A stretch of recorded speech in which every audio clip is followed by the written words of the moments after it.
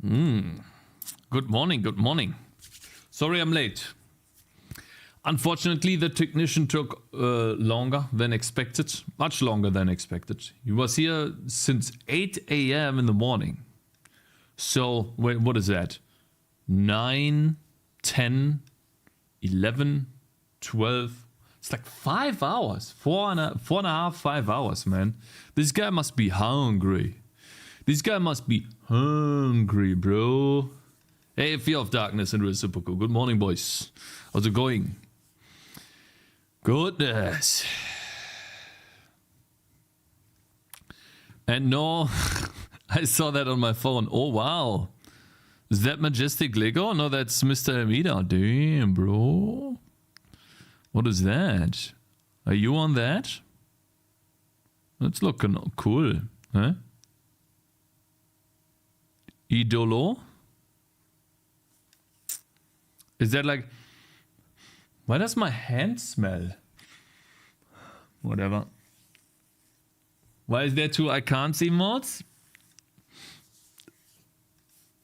Because both of them are cool. One of them is pixel art and the other one is normal art. What the fuck's wrong with the video? So slow. Cool. Mr. Amida is making Urlaub in English. Damn, looking nice. I wonder where he is. Is that in Turkey? That's Bursa in Turkey.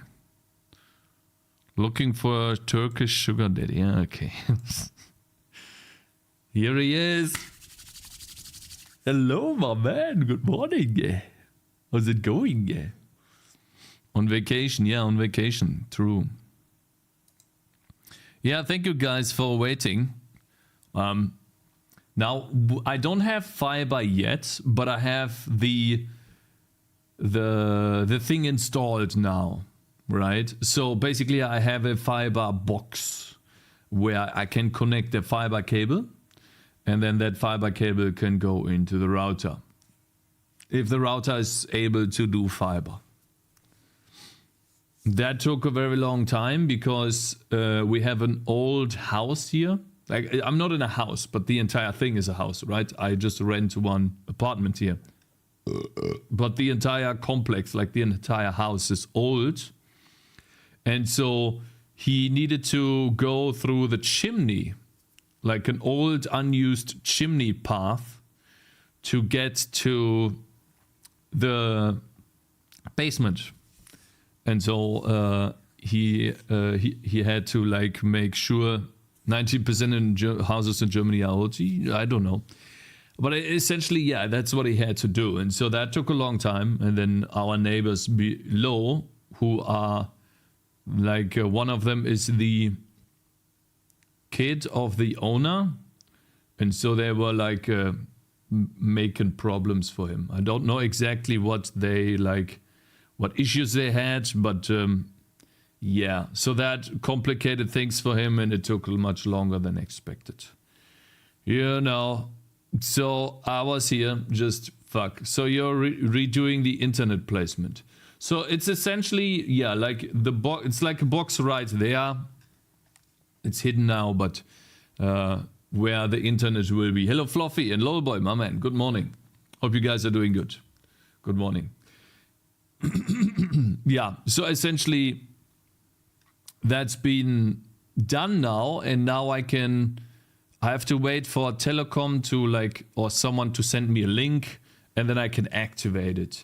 But I also need like a box from telecom. Good morning, bro. Which means fiber is already in your area. Yeah, it is in my area, but I'm the first in this building that is actually using it. Which means, yeah, I guess it took the longest for me. Because they had to like completely connect everything, it seems like. Not sure exactly what they did. I can only like speak for what happened in here in this room. Because I didn't want to go down. Like that's their job. Dark Souls 2 today. So let's see. How many days... And this is still... Wait, let me check. Polygon, okay. Dumb, background... Get rid of this. Get rid of this. So essentially, let's see. Elden Ring DLC release. So I would love to play Elden Ring. It is June 21st. Right? And so most of the big streamers have already started playing Elden Ring in preparation for that, right? So I'm wondering if I should do that too. 19 days. So you're paying it for connect to fiber. You're paying it to connect fiber to your. No, I wouldn't pay for that at all. I would never pay for that. Someone else is paying this. I don't know who's paying it. All I know is that I get a new internet connection, which means I pay $19.99 a month, and I have like the. I guess I have faster speeds, and like the hassle of having it connected. But yeah. I would never pay for that at all. Absolutely not. Because I already have internet. Why would I pay for something? 19, not 90. I would never use internet for 90 euros. It would basically break me. Good morning, afternoon. Good afternoon, Cakez in chat. Hello, Sturdypuss. Good afternoon. Not enough time for Dark Souls 2. Yeah, not unless I do what... what Kai Senat did, where I basically stream until I beat it, right? Which, yeah. But after Dark Souls lore video, you already want... If you really want to enjoy the DLC, start Elden Ring now. But after the Dark Souls... Yeah, we will watch the Dark Souls lore video today, obviously. And we'll also do some programming, of course. 100%. We'll do that. Beating it, stream incoming. But I think before I start on Elden Ring, I would love to make a small little programming side project, which takes like maybe at most a week. How the fuck do you only pay 99? I fucking pay 40 euros. I pay 19.99 for the first 6 months. That's basically how you do it, man. You keep switching between Vodafone and Telecom. And then you pay for the other year. You pay for the rest of the year. You pay, or like for 2 years you have it, and then you switch. So basically you keep on switching. Yeah, like why wouldn't I do that, man? Like, of course. That's annoying as fuck. Yeah, it is, but that's how you like save some money. Wait a minute, don't they remember when you switch back? Of course they remember, but they want you back because these are two competitors. They can't do anything about you switching. I don't understand Germans. You dogshit internet with very expensive train costs.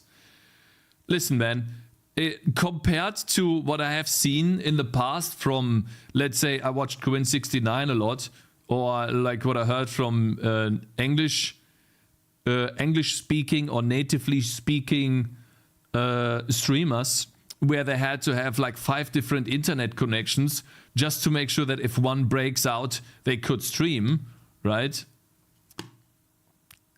I'm super happy that I live in Germany and I don't have this issue with connecting or with like connection issues and stuff. Because if there's a connection issue in Germany, usually it's resolved quite fast.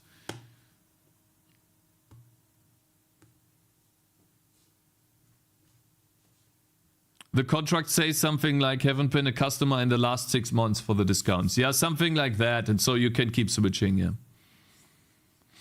Wait a minute, don't they remember you? Yeah, they do. Well, I don't think they are monopoles because, well, kind of they are because they make the price. If one raises the price, the other one does too. But even Gronk has trouble with streams recently. Had to end on Friday early because it was disconnecting. Yeah, I mean, you can never have perfect internet at the moment, okay? There will always be, at some point, issues. However, and that can be due to stuff being worked on, you know. You never know. But in general, like 99% of the time, 0.5, it works. Do you use Godot? I used to use Godot. Yes, I still have it here. I made a Tower Survivors clone, which is like inspired from Warcraft 3, the original game there. But at the moment, I don't use Godot anymore. But guys, what type of game or project could we do that like fits into a week of programming? I thought about a 3D project. What do you guys think? Now, the best thing for YouTube content would be to make Minecraft in either J or Zig. No, not Zig. Not Zig. Or in J or in Odin. But we have to like kind of, let's say, ooh, don't fucking toss that. Google Trends. Yeah, let's do some research. Zig? No, absolutely not Zig. No way. Odin? Yeah.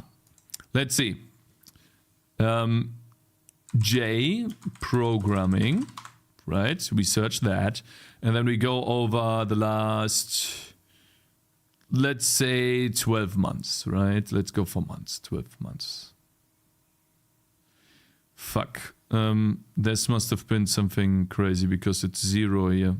There's no way. J language.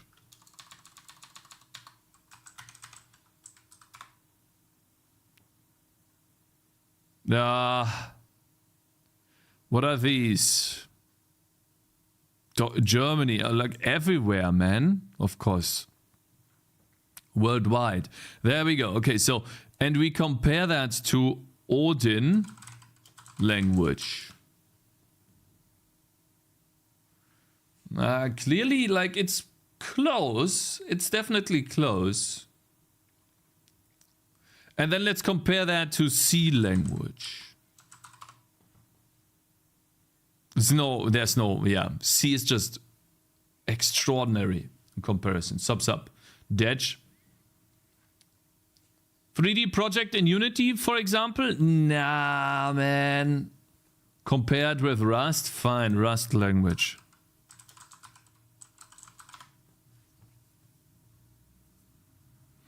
Oh, wow. Rust is way more popular as well. But not even close to C. And then C++. C++ is gonna break everything.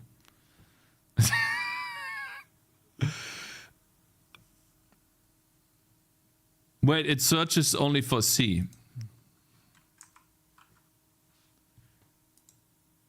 This one. Yeah. I mean, Python, you say? Fine.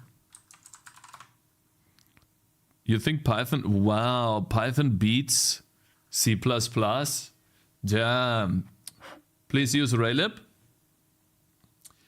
Well, we'll see. Python will be high. JavaScript, you say? Okay, fine. Let's get rid of Rust. JavaScript is going to be through the roof, right? No, actually not. It's almost the same as C++. Interesting. Lol. See that? Put Zig there for the laughs. Okay, fine, Zig. It's going to be at the bottom, guys. Yeah. Zig is like 2.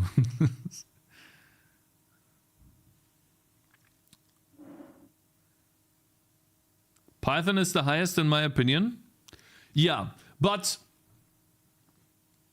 however, like this just shows what the trends are for Python, right? A lot of people use Python. Okay, fine.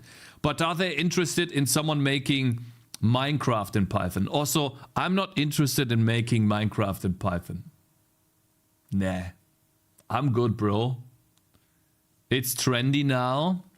Python for games, kick W. What about Mr. instead of Minecraft, Temple Run clone? Minecraft versus Temple Run. Let me show you. The reason why I would do Minecraft is simply because of YouTube views. I get more views on YouTube instead of Temple Run. I think. Let's see. Google. Trends. Right? Let's check that here. Minecraft. Dark Souls and Godot. And then Temple Run. And then worldwide. Wait, that's the last day.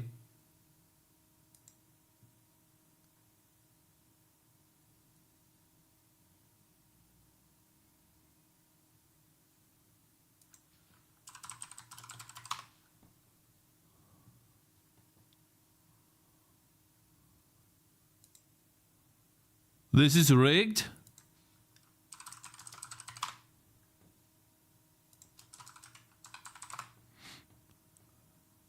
Temple Run built in Unreal Engine. Damn. Temple Run. Temple Run from concept to release. 3 years ago, 9,000 views. I hit this clip. I tried speedrunning and became emotionally scared. I made Temple Run in Unity, Hindi. Does Hindi mean it's... oh, I see. It's just in Hindi. Okay. Temple Run clone. Course for learning 3D gaming development using Unity. I don't know, guys. Doesn't look too promising to me. No one really cares about a devlog video about Temple Run, guys. See that? Who's gonna telling typo? What do you mean typo? Where did I typo? Minecraft?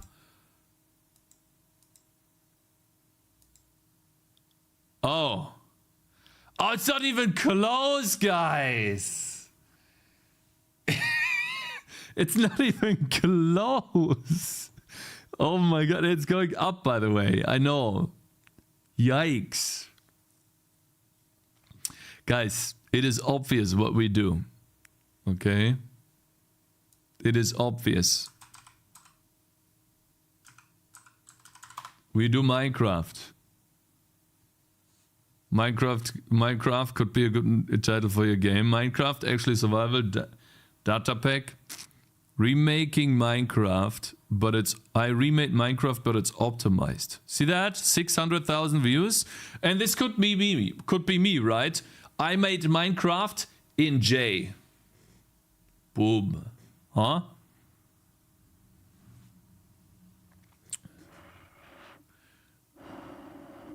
Not J. Minecraft. You wrote Minecraft, not Minecraft. Yeah, thank you. Look at raycasting games. Guys, I made Minecraft in J. Pick a more popular language for maximum hits. Then I would have to pick Python, bro. Wait, Minecraft, devlog, Python. Creating a voxel engine like Minecraft from scratch in Python. An hour? This is in Java? Minecraft in 2 days. C and OpenGL. Java is pretty cool. There's nothing for Python, but coding Minecraft in Python. Look at this, guys. Coding. What does that mean? Simple coding tutorial with Uzin. And now, guys, you probably don't understand what the cool thing about Minecraft in C++ or let's say something like J is. The cool thing about that is that you make the game basically from scratch. And that's the interesting part. Everyone can do a Minecraft in Unreal Engine. However, making an actual Minecraft clone from scratch is much more difficult, and that's the idea. And so that's why I will most likely choose J or our trusty C, C++. Arisius just wants to create some havoc. He doesn't believe that. So, well, probably do not in assembly. No. No, what are you talking about, Ada? I'm not stupid, bro. What's J? It's a programming language. J. It's a programming language made by this guy. Jonathan Blow talks about Rust, J, and more. Prime reacts, yeah. J versus Odin. Non-spicy takes. Should I do spicy takes? Cakes, what if you make a series of different Pong games, like 100 Pong versions? That's so fucking boring. No Dark Souls today? We'll do the Dark Souls lore video. I'm not a Pepega. And then, I'm not a Pepe. I'm not a Pepe, sorry. I'm not a Peppa. Not a Peppa. Pig. Okay. Wow, that was difficult. I'm sorry, man. Hello, Diamond. Good morning. No, what we do today, we'll watch the lore video, and then I will do like a side project in which I'll create Minecraft in a programming language that is popular. I think I want to do J because it's not been done before. And basically, if it's not been done before, then I'm filling a niche in a niche, which can be quite popular. So, simply also because, well, okay, fine. The traction for J is not really good. I know that, right? If we go J here, J could also be something else, right? People Googling J could also mean that they Google something else. Emma, man, study post, thank you. Appreciate it, bro. Thanks very much for gifting us up to Arusius. I don't like how Odin leans into Golang. I prefer the J leaning into C++, J's leaning into C++. The only problem with J I have is that we don't really have what is that called? We don't really have editor support, unfortunately. Unless they updated their extensions, the J language is like, yeah, syntax highlighting. When was this out? It's nothing. Language support. This is in its infancy. No IntelliSense. We have absolutely no IntelliSense. Nothing. At Cakes. Hello. Jails got better. J is like Jails. What is Jails? Cakes had a chance of making himself popular with Odin. I don't think so. Like, yeah, maybe because the creator of Odin will be here, you know? Maybe he will be here. He was here last time, but it doesn't mean he's gonna be here this time. Maybe he will be here. But like, Jay, compare that to Odin, right?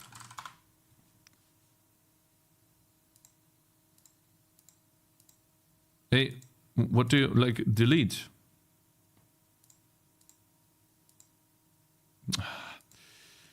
Slow JavaScript bullshit, you know? Oh my god, now the page is bugged. I can't click anything. It froze. Oh my god, okay, fine. J versus Odin, right? J clearly wins, guys.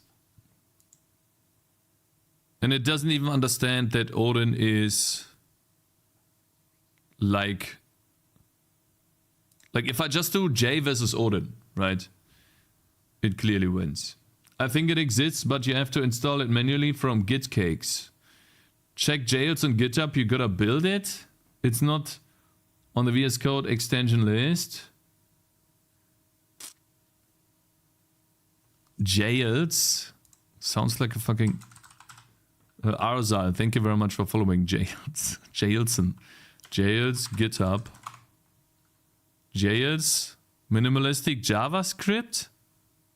Jails org. Jails. GitHub. Jails, okay. So what is this? Why do I have to build it? Build.j. Cakez is an experimental language server for the J programming language. Basic code to definition, autocomplete, signature help, error reporting, usage, cloning, git clone, building, build. Cakez binary will be generated in the binary folder. Make sure your repository is your working directory. For example, Cakez. npm install VS Code to install the extension manager. Release to build the binary. Run cd extensions. npm install. npm run compile. Cakez would rather sacrifice his forum than do anything with JavaScript. Nah, I don't want to do JavaScript, bro. You say programming language in Google Trends. You can say programming language in Google Trends. Just make your programming language and create your own engine in it, then build Minecraft in it. No. It's too much work, bro, and too many things that could go wrong. Like, this was fine, but this is the dog shit that I don't want to do. Like, it's gonna fail anyways. Who's gonna, like, listen, this is gonna fail. I already know this. It's 1 to 2 hours of work. Like, why don't I have a button to install it? You know, I'm basically the worst J user you can get. I'm not into this stuff. I know many programmers are. I'm not. I basically want button install, let me program. Okay, that's what I want. And that comes from a C++ guy. I know. You can create a config jails.json inside your project root. Guys, we're going to the jail. Nice video title, worst J users. Nice video, worst J user makes Minecraft. Maybe there's pre-built libs. The joys of using a closed beta language, you gotta do stuff like this. I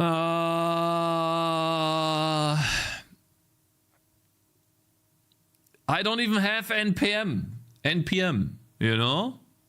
And also it says make sure this repository is your working directory. Not sure what that means. Fine. We'll try it right now. We'll try to install this dog. Fine.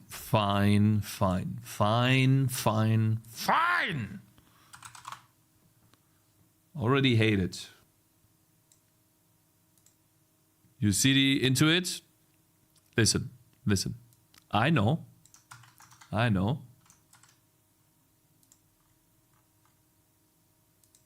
Do I do HTTPS?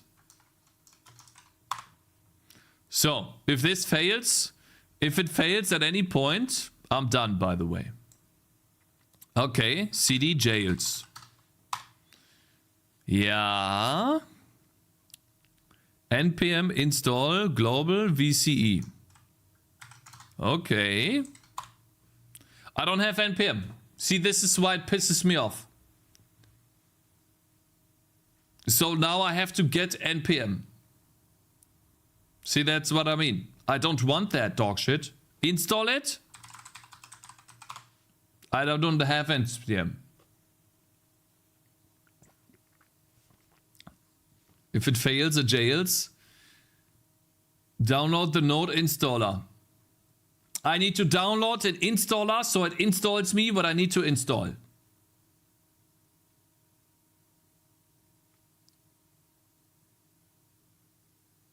Use winget.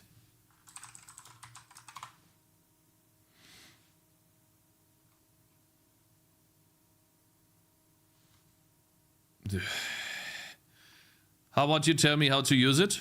Command, options. Winget install. Open node. People told me not to use node. Why? This is Windows Cakez. Would you be on Linux, you would have it all in. True. Hello, Inukai. I already see nails. I don't even want to read your message. Hello, good morning. Hope you're doing good, bro.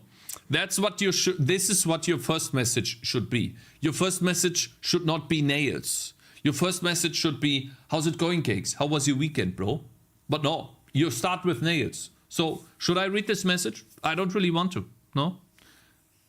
If you're just doing a project for a video and not looking to make a production-ready game, why not use Godot? Because I will destroy my computer if I use Godot one more time. I hate the UI, and the moment I get back into it, I will just... Whoa. Let's be real, Jonathan Blow won't babysit you for a week. Odin is the only clear choice of Ginger Man, because of Ginger Man. Now, shut the fuck up. Did you have a good weekend? Yeah, I did. A lot of stuff I had to do, but yes, thank you very much for asking, bro. Undefined. I really appreciate it, bro. Thanks. What a nice person. Okay, sorry. Hi, Super Cool. Shut the fuck up, bitch. Now you say hi to Super Cool, not me. Okay, I see it now. There's another less known engine called Default. Never used it, but it looks neat. Is Ginger Man still a ginger if he's bald? Cakez. Just enough IQ for it. Has just enough IQ for ordinate. Fuck off. Ah, bro. Fine. Winget. What the fuck, Blub is the only person that tells me what to do, so we'll do what he does, what he says. It's Node, guys. I'm getting Node now. What if you use C++, so you might be able to reuse some of your tech you made for future 3D projects?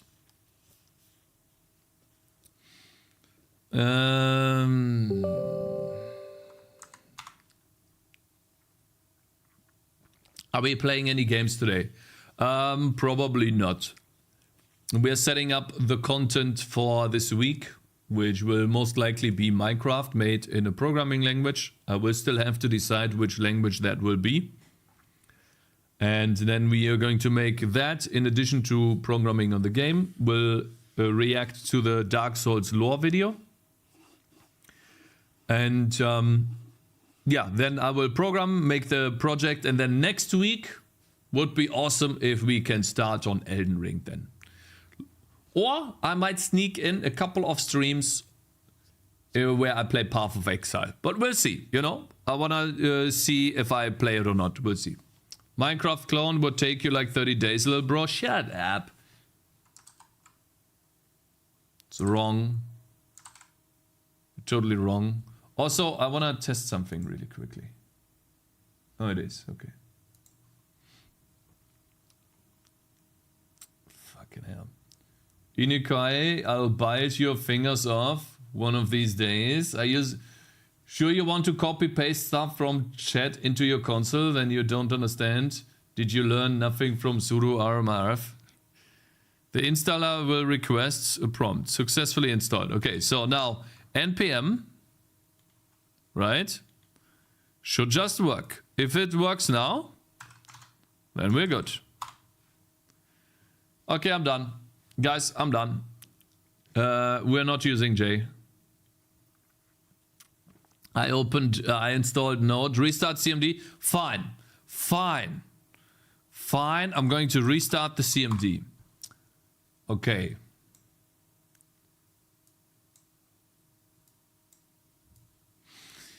Fine. Can you stop opening on the right, bro? Okay, I'm not done because it works, I think. Why not? What's going on? I'm installing a Visual Studio Code extension. Don't give a shit. So now, found. Looking for funding. I don't. Okay, and then build.j release. Build to the binary. To build the binary. Sorry, to build the binary. Okay. Error. Expected a closing brace. I knew this was gonna happen, yo. I'm not even mad. I'm not even mad. You know? I follow the tutorial to a T. And I'm not even mad. I knew this was gonna happen. It's typical. There is 2 commas right next to each other. Bro, do it on OpenGL. You need to do a 3D engine anyways. Probably your version of J is old. So, like, yes, it is. It is old. I didn't download the latest version. So, let me get that really quickly.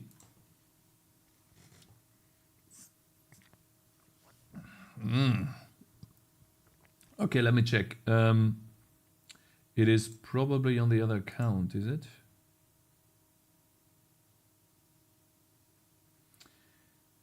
New compiler beta, the latest was May 12th. Okay, downloading it right now. And then we can put that in, I think I have it under C. J. We can put it in here. Put it here. Once it's there. But if it fails again, then I'm actually done. Create Vulkan voxel engine. No. Copy the old version somewhere first. No, I trust Jonathan Blow, bro. I trust him. Okay, you gotta have trust in the creator of the language to do things right. All right, bro? My trust is so deep that I will just always make backups. But if it blows, I see what you did there, bro. I know what you're doing there, you know?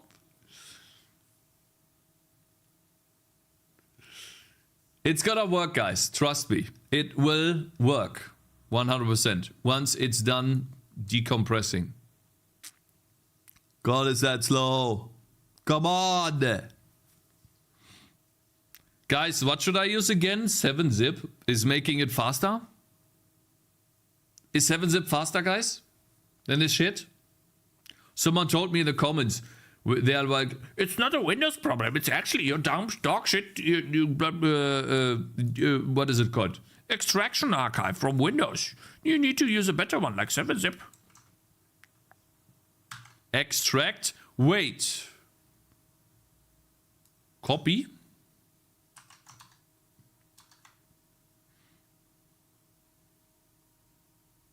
.vs code. Paste. WinRAR also works. 7-zip is fantastico. Don't just replace, delete all files first, bro.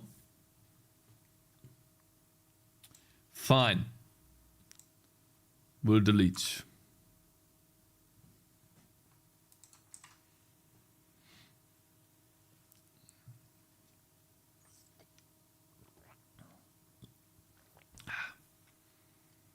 Okay, now we'll try this again.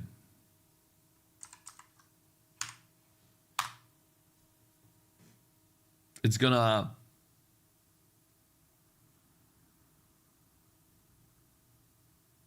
Surely it works now, yeah. Okay, I mean, that worked. Very interesting. Cooldown into... this.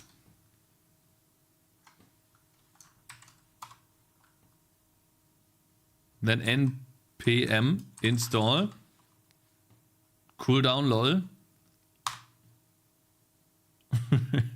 Change directory, bro. I know. Aha. Found 0 vulnerabilities. npm run compile.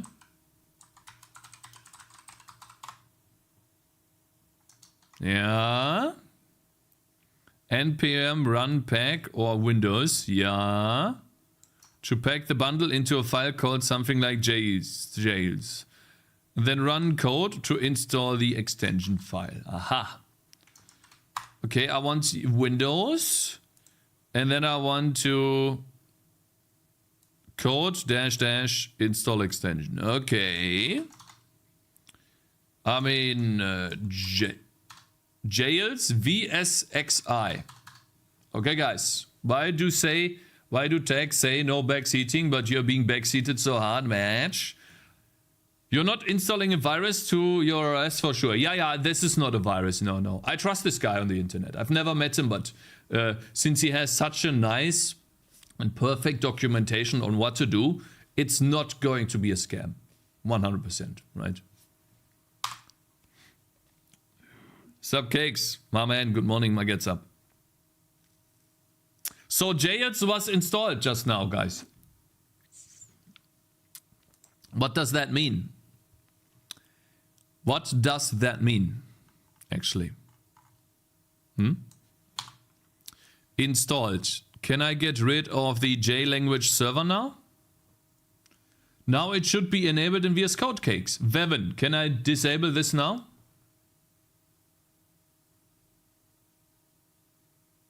Restart it and try it out. It means to restart VS Code.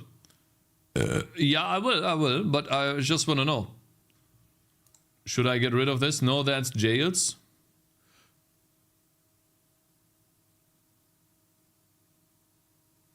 No, I don't think so. It is. It is actually. Hey, my man. Thank you, bro.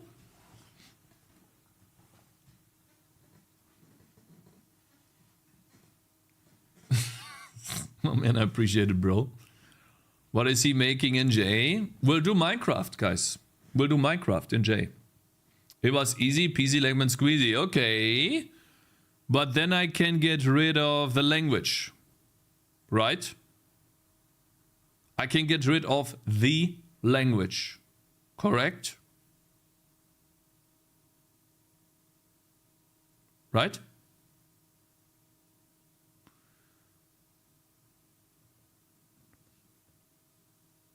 Can you please just pronounce J as J and not as J?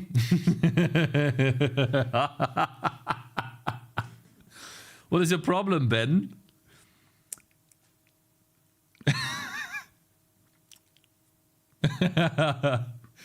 I would leave it, but yeah, you can disable. Okay. Well, disable means uninstall. All right. Okay. Now, what if we make a new file? Test.j.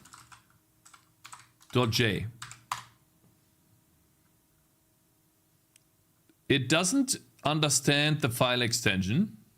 It doesn't have an icon, but okay. But we should maybe restart first, okay? VS Code. Restart. Still doesn't have an icon, but that's fine.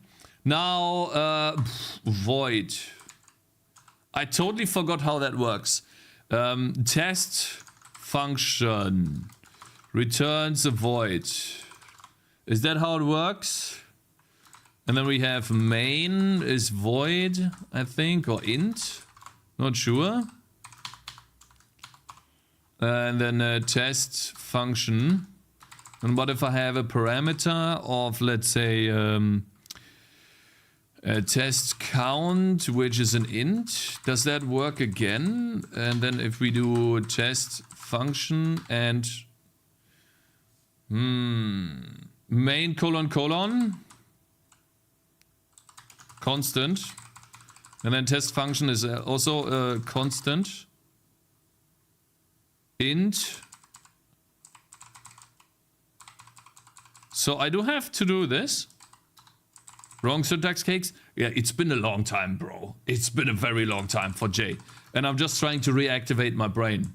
All right, so why does it not... It finds that, but it doesn't find the... it does find them now. Aha. 20.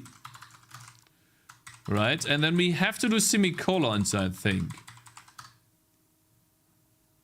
And then we do test count dot test count plus 20 return. I wonder if this works, and then we do return. Do we have a print function? No. What if we, is it import? Oof, include, no. Load. Guys, how do I load libraries again? From Jay. Try opening your previous project. What is it, the Terraria thingy? Show us your old J game. Yeah, I will. I'm just trying to learn J at the moment. Load, I think it was load. So they don't remember. This doesn't give me any basic. Don't think that's it, right? But what we can do is J and then test J.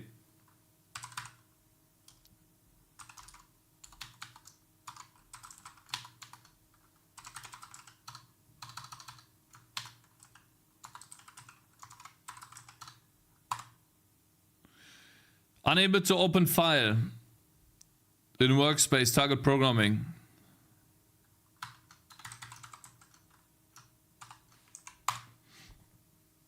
Now you can't see. Wait, let me disable that so you guys can see a bit better.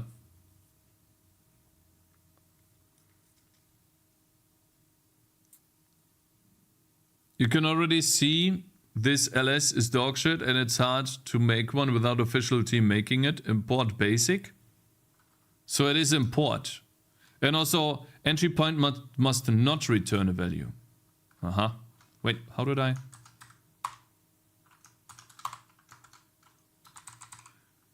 Wait, so it is import.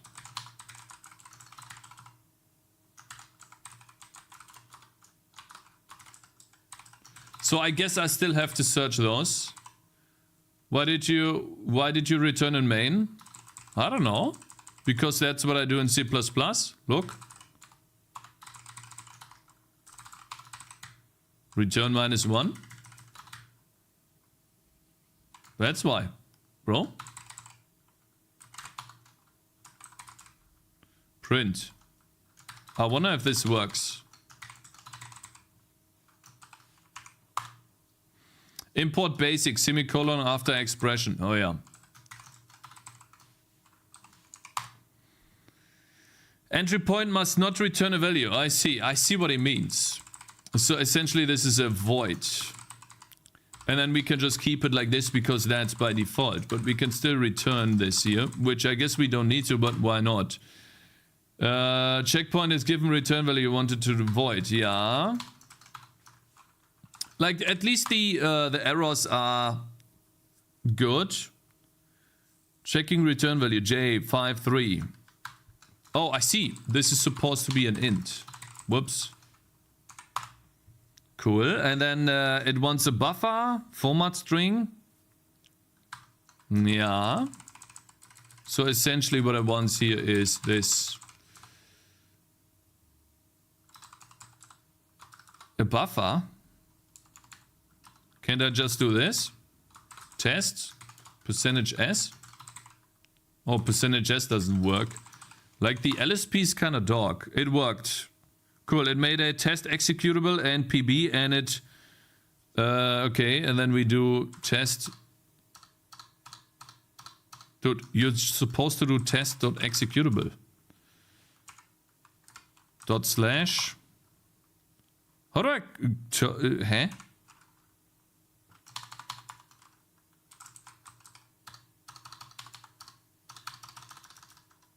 Hä? Dude, führ die Scheiße aus. It's in source? I see. Mr. Supercool understood. He's like, yeah, I didn't know how to say that in German, bro. Cool down to source. Test 40 seconds. Wait. You just do percentage? Wait. Percentage?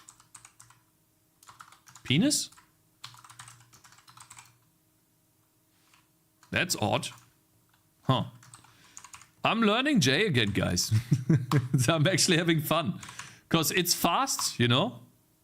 Test 40 penis. Wow. I'm learning J again. I'm having fun with this shit. Really cool. And it seems like the moment I included the basic... Let me test something. Guys, I think we'll do it in J. Yeah, it doesn't find print. And now, what if I do... Aha. The moment... So it doesn't understand this, right? It doesn't understand this. It's no diagnostics, though. What does that mean? What if I do... test function? I can jump to it. So, I think this is fine. Can't wait for him to make a 3D game with this banger LSP.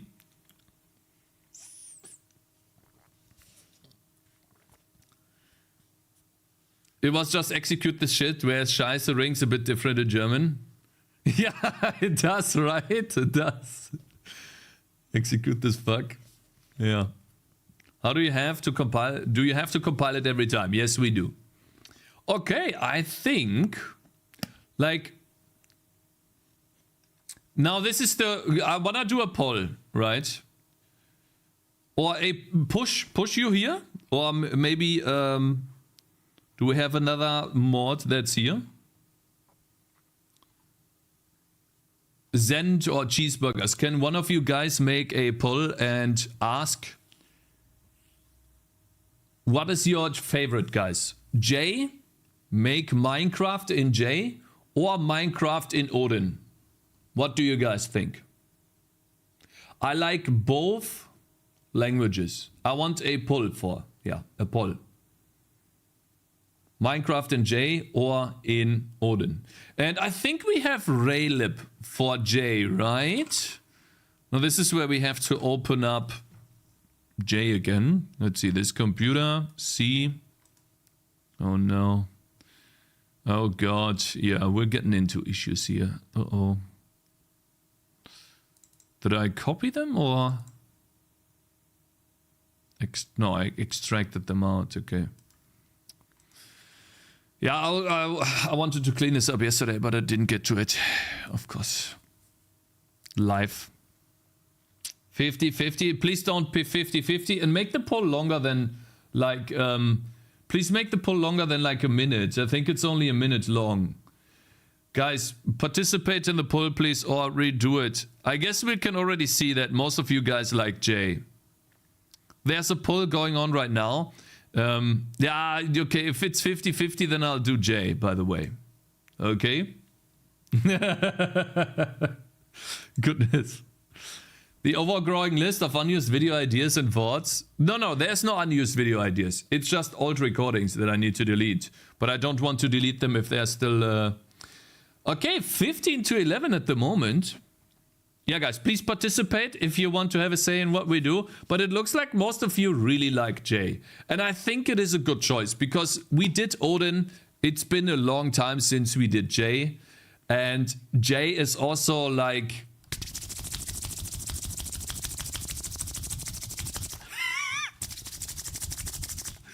I mean, you know, Mr. Blow is doing a really cool language, isn't he? Let's see. J. So, modules, right? Do we have Raylib? We even have I'm GUI, guys. There's got to be Raylib. Uh-oh. There is no Raylib. Uh-oh. So, what am I supposed to use? Am I supposed to use... oh, it even has Vulkan. See you. I gotta go, Cakes. Make sure to check out 19-50. Thank you very much for participating in the poll. And it looks like J won. Thank you, guys. It really helps. And Heidi, thank you very much for following. Let's build Raylib, Cakes. Raw Vulkan Pain? Nah. Don't use Raylib for Minecraft, Cakes. No 50-50 outcome? Of course not. What did you say? Vevin, thank you very much. Make sure to check out the rest of the README for JLs. If you need bindings, check out GitHub for the super secret beta Discord links. Well, I mean, I'll do that then. STL, we have STL, guys. So what do we use? Do we write everything from scratch? The window? I mean, we do have simp. Guys, simp is basically, which backend does it use? OpenGL. As far as I remember, simp did everything. Does J have deal? No, J has simp. I think we need to use simp for that then.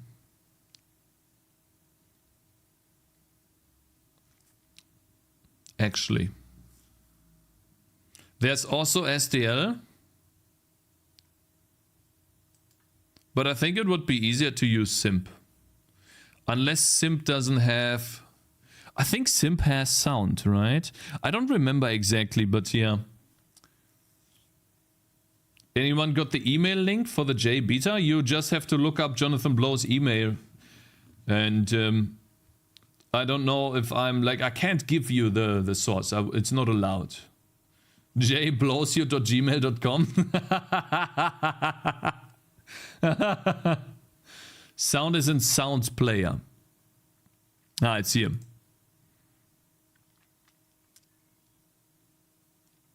Okay. Yeah, it looks like we're gonna do J, which means, I mean, I've already like, which means tomorrow we'll start making Minecraft in J. I've never done like Minecraft. It's gonna be awesome. We're gonna have many issues, I can already tell. 40 penis, that's basic tomorrow. Why not now? Because I have 2 hours. I started late today, Arusius. I had technicians coming over to connect fiber to the house here, to where I like, into the Wohnung. And so I lost like 2 hours of time. What are you gonna make in Minecraft? We are going to make, so basically the features that I would like to have in Minecraft, and I'll go over this tomorrow again as well. There's many features that you can implement in Minecraft, but I think the basic features that I want is, we'll see about collision, right? We'll see about 3D collision, because that's going to be difficult. I would love to have at least, I would love to be able to fly through the world first. Then I would love to be able to destroy blocks and set blocks. Terrain generation. Yeah, terrain generation is a lot of math. Good luck. Yeah, I know that. Right? First we'll start with obviously just grass, right? And then we'll go and... So basically the biggest issue or the biggest problems that you have with this is the chunk generation, right? To make it fast and not super slow.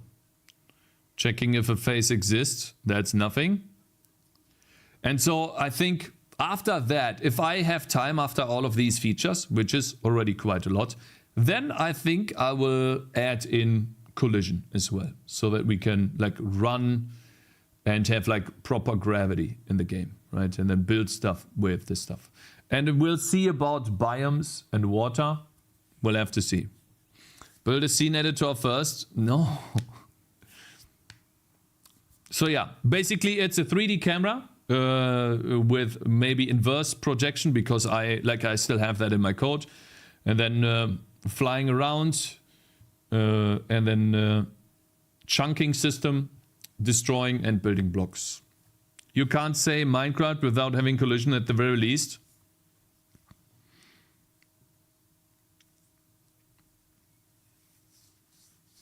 So yeah, that's the idea. Can you use Minecraft in assembly? No, I will not do Minecraft. Wow. One message on YouTube spawned 10 messages just now, guys. One message on YouTube spawned 10 messages. Because YouTube was somehow holding back these messages. So use C++. You're supposed to copy paste. No, it took JDH 2 days to make Minecraft from scratch, and this dude is 10 times more skilled than you. That means you will probably take 20 days. Hi, in Blow we trust. Yes, Yova, hello there.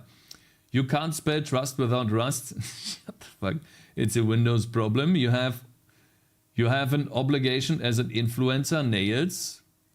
Minecraft in assembly. You could see spending the whole week just on the 3D camera. Do you even gimbal lock, bro? Ah, shut the fuck up, Nails. Fuck off, bitch. Quaternion camera. Guys, I have done a camera before. It's not my first 3D game, okay?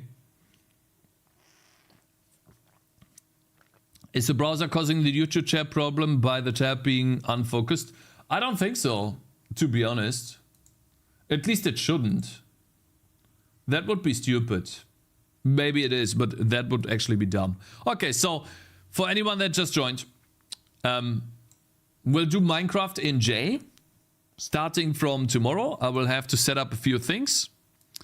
Like a project and stuff, but it will be very easy because J is very easy to get started.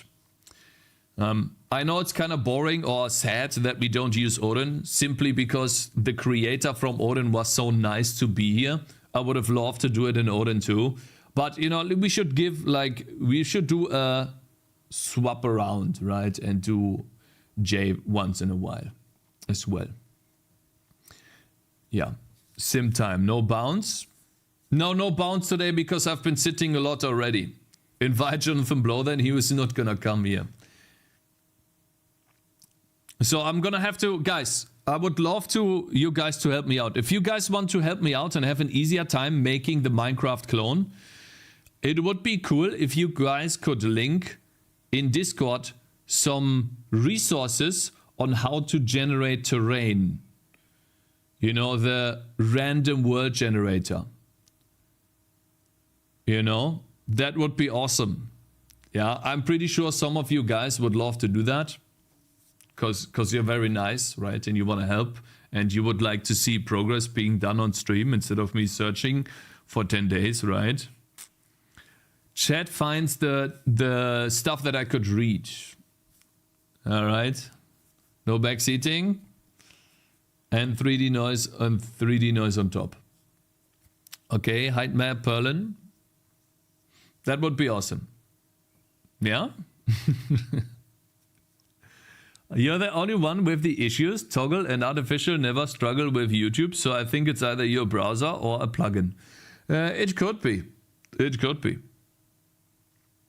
I'm not saying that it's not, but I have to use Edge. I don't know how they read both chats, to be honest. Maybe they have a chat merger or something, and that program merges both chats into one, and then they just read that one chat. But I read both chats separately. Cakez, show the people your Terraria clone so the expectations are set.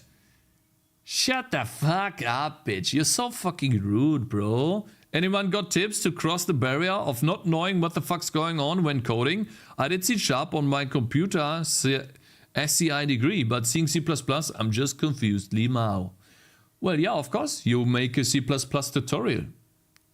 You go to YouTube and you just follow a basic C++ tutorial to get an idea on what to do.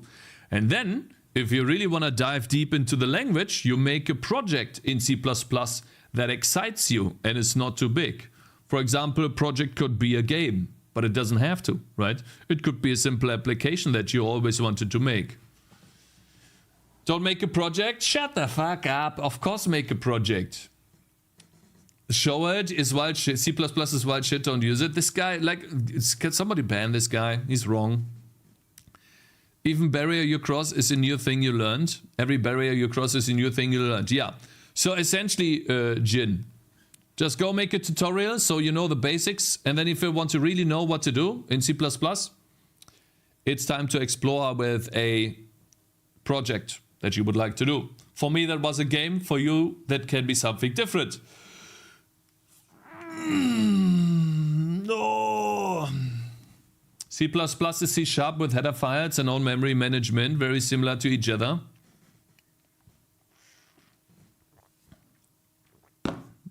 Cakez recommends making Witcher 3 as your first game. Yeah. Oh man, I wonder if I still have that Unity project, man. It's such a bad project. Cool. I'm very happy. We have a lot of... Guys, do you think they have a round function now in here? You think they finally have a round function in J? Because you remember last time I spent like 3 hours trying to write a round function because it wasn't there. He spent... Write your own? Yeah, I tried, bro. You know how long that took? That was crazy. Bro, like, listen, it didn't work properly, okay? It's just convert to integer? No, not if you want to round up at 0.5. What if you want to round up by 0.5? What then? Then you have to do more code. No? Yes? Not no, yes? Value plus 0.5 then? Yeah, okay, does Java have a round function yet? If J doesn't have enough features yet, why use it? Because no one has done a video on J on how to make a Minecraft clone in J. And I want the YouTube views, you know? That's why. And I always wanted to do Minecraft and learn 3D on stream with you guys. So we'll use this opportunity to do so. We have just finished Dark Souls. Smashed the last boss. And now it's time to get a new project going. And I thought Minecraft would be an awesome, not only YouTube video, but also a good learning experience for anyone watching. Right? So that's the idea. That's what we will do. I hope that we'll be able to do it in like a week. Finish Cakez today? Oh, we will. We will finish Cakez today. Of course. Yes.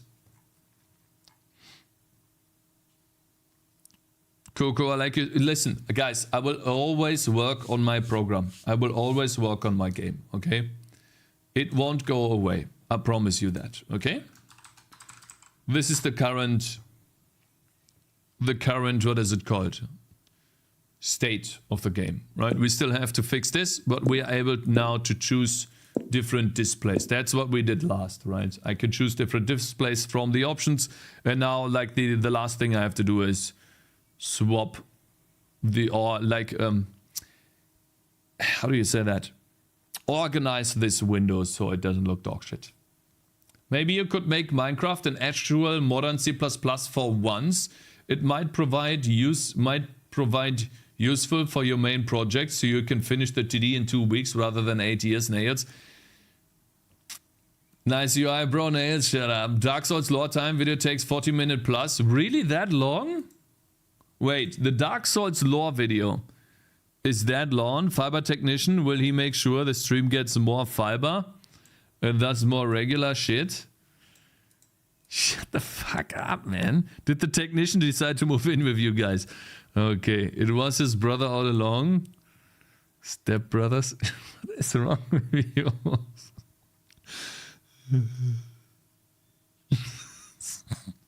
Yeah, so we had a technician over today that installed fiber, connected fiber to like the basement. That's why it took so long. Okay, guys, you told me there's 2 videos. Dark Souls 1 story retrospective or Dark Souls Dark Lord ending. Am I the Dark Lord now? I think this is the best Dark Souls lore video, not 2 hours, and explains a lot. UFO music, yeah. Monarch S. Guys, which one do we use? Or which one do we watch? You are the Dead Lord? The Dark Lord?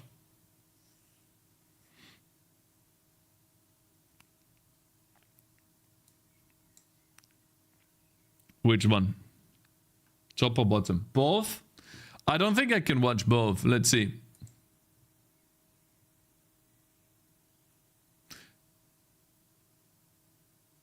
Eh? This is 49 seconds. Are you stupid? Are you trolling? Is this guy trolling?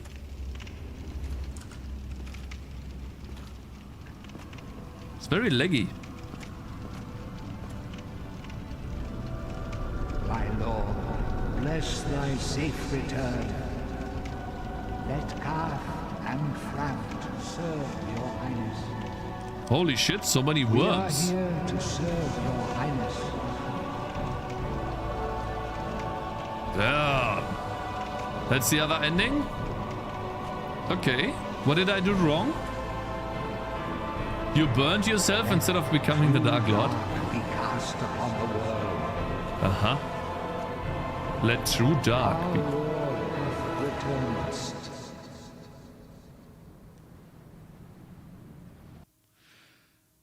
Aha, you killed everyone and then killed yourself. Oh, this is the subway thing. Oh, yeah, okay. Interesting. So this is the lore. Retrospective then. Fine. So we just played Dark Souls. We finished it.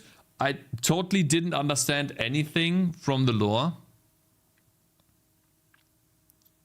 You did not meet the other serpent, right? I didn't meet anyone. You burned yourself, so you got the bad ending. I don't think I got the bad ending. I think I got the good ending, right? Guys, was my ending the bad or the good ending?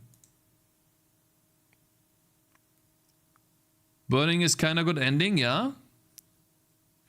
46 minutes? Is there no shorter video to explain what's going on? Like, guys, it can't be too difficult to explain in simple terms what's going on. This is the best Dark Souls lore, this guy right here. Dark Souls lore explained. After you finish a Souls game. 27 minutes. Guys, 40 minutes is way too long. It's like, there's no way I'm watching a 40-minute video. Wait, what is this? 3 years ago, lore explained.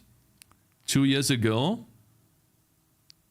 story retrospective. I would like to understand the lore, not every single thing. Ask ChatGPT, Zoomer Brain, why not? What is this? You must agree to the YouTube. What is that? Pinwheel the Necromancer, who stole... Pinwheel? So, like, is this missing or what? Is this missing?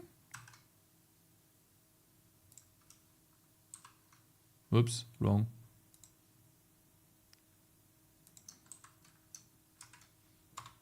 Watch it on 10 times, it will be just 4 minutes.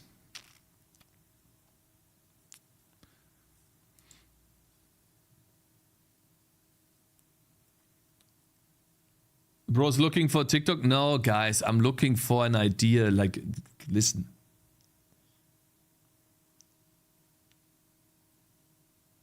This guy Vasti has spoilers to the next parts. Oh, this is with spoilers to the next games. Fine, I guess we'll watch this then. Right, guys, programming will be tomorrow. Okay, we'll start with Jay. We'll start with my game and then we start making Minecraft and Jay. I promised that I wanted to learn more about the lore of Dark Souls. So I do understand if that is not your cup of tea, but I'm really interested in this. And so let's see what the Souls lore actually is, because I have absolutely no idea. Dark Souls 1. What that is. Absolutely not. Is a fantastic game. It's got a wonderful story that would set in motion numerous events that would occur throughout the trilogy, but just within the bounds of its own game, Dark Souls 1 has some incredibly deep and rich lore filled with some of the greatest backstories this series has to offer, and today I want to discuss why. So without further ado, let's get started. So the opening cinematic of Dark Souls 1 starts with a grey world, one that is filled with giant trees and dragons, and while the world stayed like that for a while, one day fire was born. As for how this fire came to be, well, it's never explained.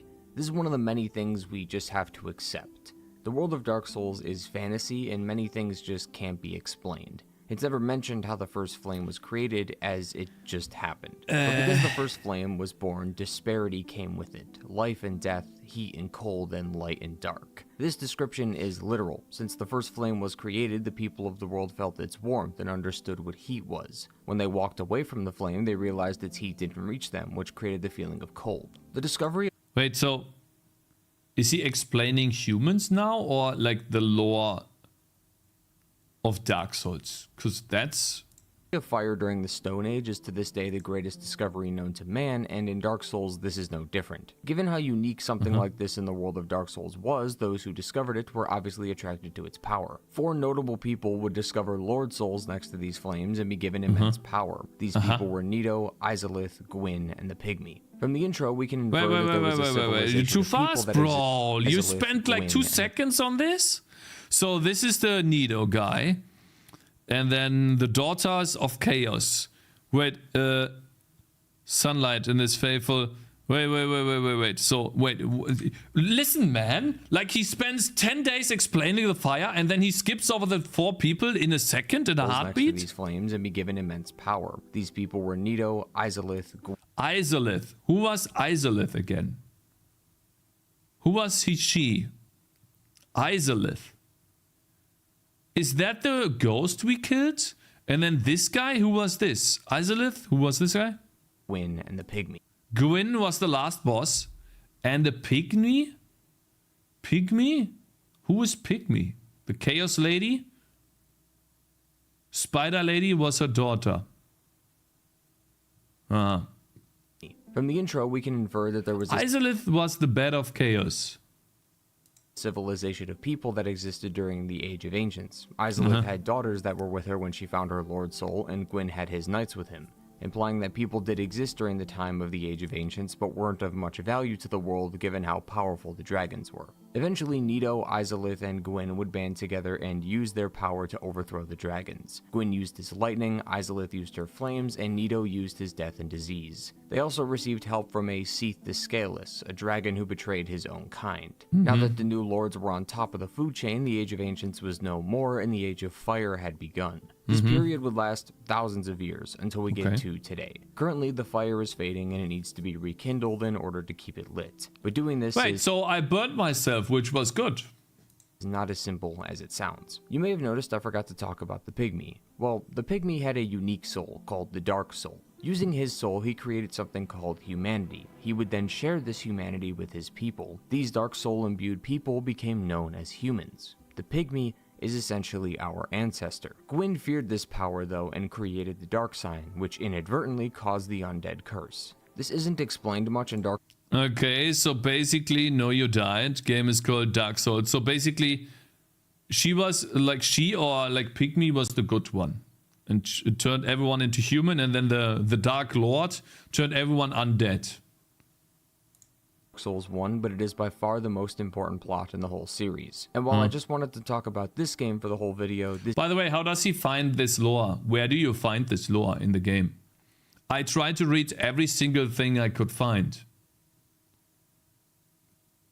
in the wiki. So basically, okay, and where does the wiki find that? this needs to be explained, or else the rest of the video going forward will make no sense. The Okay. undead curse, the dark sign, and the fading of the fire are all linked. The dark Guys, can you hear this, by the way? soul gets more powerful the closer the fire is to fading, thus meaning humans should get more powerful over time. But Gwyn screwed humanity twice, by rekindling the flame, thus removing our chance at power, but also by branding humans with the dark sign. Think of Okay. this as a literal wall of fire that prevents the dark soul within men from getting too powerful. The dark sign only activates when the flame is fading, because that is when the dark soul within men starts to grow stronger. This dark sign also prevents humans from dying, but it also causes them to go undead. These fleshy creatures were once undead humans, but they have crossed the barrier of no return. Even though humans are able to revive after death, eventually this will cause them to lose their humanity, lose their minds, and lose their purpose, causing them to go hollow. These creatures are hollows, beings who don't even remember who they are, where they are, or what they're even doing. Gwyn likes being on top, and he fears the day that he will lose his power, so he'll do anything he can to prevent that from happening. He did this by branding humanity. Guys, I'm not understanding this at all. Like, what? So basically, he turned undead. And what was with this flame? Like, I don't understand this at all. So, like, the flame... Huh? What? Yeah, give me something to get... No, it's not about that the lore is bad. I think he's explaining it badly. Okay, take a break, similar attention span. No, so... This fire guy, the Gwyn, the Dark Lord, didn't like that GIMP... I don't like GIMP either. It's a terrible drawing program. But GIMP used the soul to create humans. But he used like his fire, right? And then these humans got cursed by the Dark Lord and turned into undead. But they have fire in them, right? The soul. There's too much information in the lore to be explained in 40 minutes. I can give you a 2-hour video. No, it's With the fine. dark sign, but by also rekindling the flame, which is known as the first sin. See, the world is like a set of operations. Things are born, but eventually they'll die. But then more things will be born, only to die soon after. That's just the way the world works. but Gwyn broke the laws of the world by rekindling the first flame. It was meant to be extinguished, but due to Gwyn wanting to hold on to what he held dear, he couldn't dare see it go. He sacrificed himself by using himself as kindling for the first flame. Since he had one of the 4 original Lord Souls that came from the first flame, it was deemed sufficient enough to be used as fuel, and thus the Gauge of Fire continued. But as we know, it is fading once more. The undead curse is back, humans are turning hollow, and the world is in chaos. I need to watch this again. Like, I totally don't understand this at all. Like, I'm sorry, you need to explain with pictures what's happening, bro. Like, I can't make out with just, like, this ring of fire. But I need to go back. I'm sorry. I totally don't understand this. Caused the undead curse. This isn't explained much.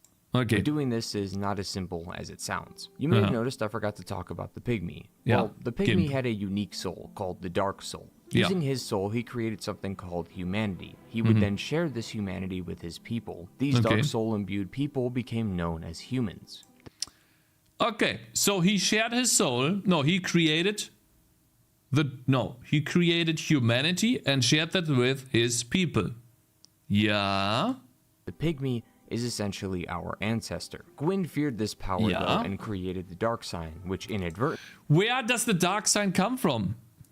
Caused the undead curse. This Well, he created the dark sign. Where's that? isn't explained much in Dark Souls 1, but it is by far the most important plot in the whole Where's that coming from? Gwyn made it, okay, but how does this dark sign turn these guys undead? I don't understand it. series. And while I just wanted to talk about this game for the whole video, this needs to be explained or else the rest of the video going forward will make no sense. The undead curse, the dark sign, and the fading of the fire are all linked. The Dark Soul The dark sign, the fading of the fire. gets more powerful the closer the fire is to fading, thus The dark sign is more powerful the closer the fire is to fading. Which fire is he talking about? meaning humans should get more powerful over time. But Gwyn screwed Huh? What? closer the fire is to fading, thus meaning humans should get more. Okay, like mostly Dark Souls 3 focuses on these things. Words in the beginning, it's dark fantasy and something can't be explained. It just works. Shut the fuck up. Okay. Like, I don't understand this conclusion. So basically, they got humanity into their body, right? Or whatever, right? They turned human. Then this guy created dark... What is that again? The dark sign. And what does it have to do with the fire? Given how unique something like this in the world of Dark Souls was, those who discovered it were obviously attracted to its power. 4 notable people would discover Lord Souls next to these flames and be given immense power. These people Lord Souls next to the flames. were Nito, Izalith, Gwyn, and the Pygmy. From the intro, we can infer that there was a civilization of people that existed during the Age of Ancients. Izalith had daughters that were with her when she found her Lord Soul, and Gwyn had his knights with him, implying that people did exist during the time of the Age of Ancients but weren't of much value to the world given how powerful the dragons were. Eventually, Nito, Izalith, and Gwyn would band together and use their power to overthrow the dragons. Gwyn used his lightning, Izalith used her flames, and Nito used his death and disease. They also received help from a Seath the Scaleless, a dragon who betrayed his own kind. Now that the new lords were on top of the food chain, the Age of Ancients was no more, and the Age of Fire had begun. I get that. This period would last thousands of years until we get to today. Currently, the fire is fading and it needs to be rekindled. Why is... Okay, the fire is just fading. For some reason. Okay. In order to keep it The fire where they found the souls. And they need to rekindle it. Okay. lit. But doing this is not as simple as it sounds. You may have noticed I forgot to talk about the Pygmy. Okay. Well, the Pygmy had a unique soul called the Dark Soul. Using his soul, he created something called humanity. He would then share this humanity with his people. These Dark Soul imbued people became known as humans. Dark soul imbued people. So he gave some soul away to his people. This is the dark soul that he gives away, and then they become human. The Pygmy is essentially our ancestor. Gwyn feared this power though and created the dark sign, which inadvertently caused the undead curse. This isn't explained much in Dark Souls 1, but it is by far the most important plot in the whole series. And while I just wanted to talk about this game for the whole video, this needs to be explained or else the rest of the video going forward will make no sense. The undead curse, the dark sign, and the fading of the fire are all linked. The Dark Soul gets more powerful the closer the fire is to fading. The Dark Soul. Aha. So the Dark Soul is that humanity thing that Gimp or Gimpy or whatever this guy is called. I forgot his name. Impy. Impy gives us a Dark Soul. And that gets more powerful the smaller the flame is. Gimli. Yeah, Gimli. Gimli gives us a Dark Soul. And that gets more powerful the smaller the flame is. So the weaker the flame. Okay. Thus meaning humans should get more powerful over time. But Gwyn screwed Humans should get more powerful over time because the fire is fading. Ah? humanity twice by rekindling the flame, thus removing our... How did he rekindle the flame? He just says he rekindled the flame. Okay. Okay, so he fucked the humans twice. He basically... Front fuck was, I'm gonna rekindle the flame so the Dark Soul is weaker, and I'm gonna create the sign as well, which gets stronger the stronger the flame is, and so they become... He was just a bad king. But also by branding humans with the dark sign. Think of this as a literal wall of fire that prevents the dark soul within men from getting too powerful. The dark sign only activates when the flame is fading, because that is when the dark soul within men starts to grow stronger. This dark sign also prevents humans from dying, but it also causes them to go undead. These fleshy creatures were once undead humans, but they have crossed the barrier of no return. Even though humans are able to revive after death, eventually this will cause them to lose their humanity, lose their minds, and lose their purpose, causing them to go hollow. These creatures are hollows, beings who don't even remember who they are, where they are, or what they're even doing. So why do Gwyn we likes remember? being on top, and he fears the day that he will lose his power, so he'll do anything he can to prevent that from happening. He did this by branding humanity with the dark sign, but by also rekindling the flame, which is known as the first sin. See, the world is like a set of operations. Things are born, but eventually they'll die. But then more things will be born, only to die soon after. That's just the way the world works. But Gwyn broke the laws of the world by rekindling the first flame. It was meant to be extinguished, but due to Gwyn wanting to hold on to what he held dear,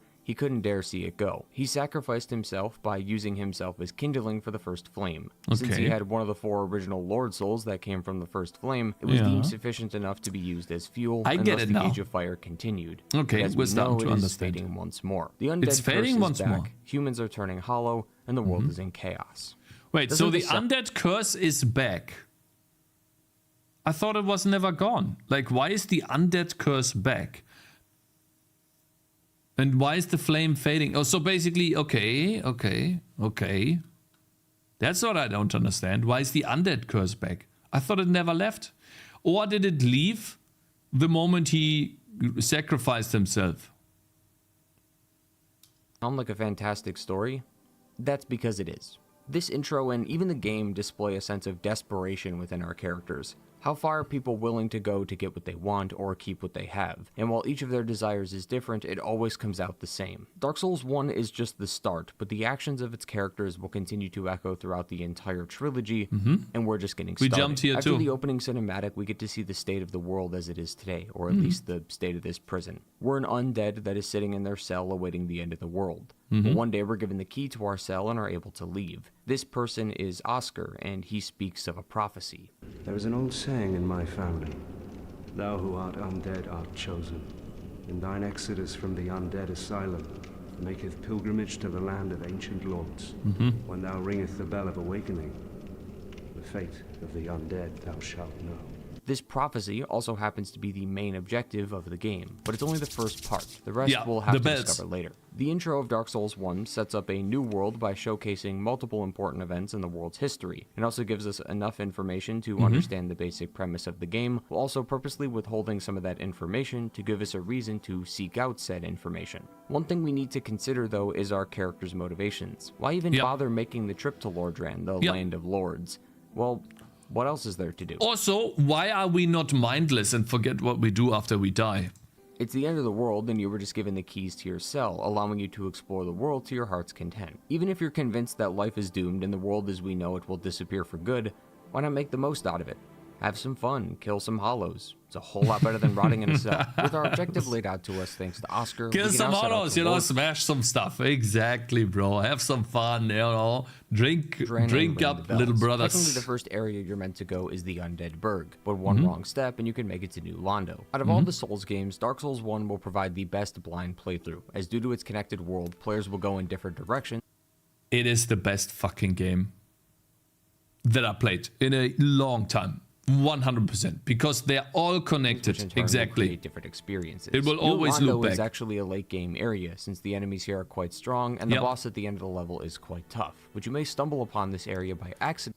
Which boss is he talking about?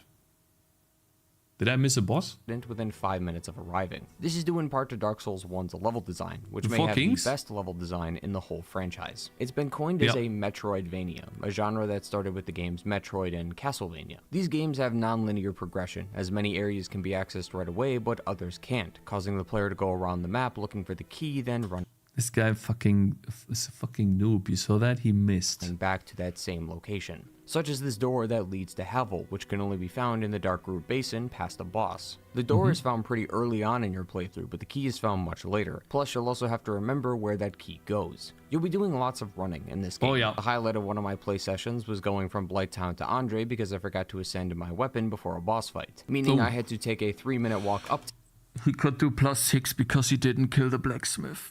He could do +6, bro. I had to play the game with +5 the entire time.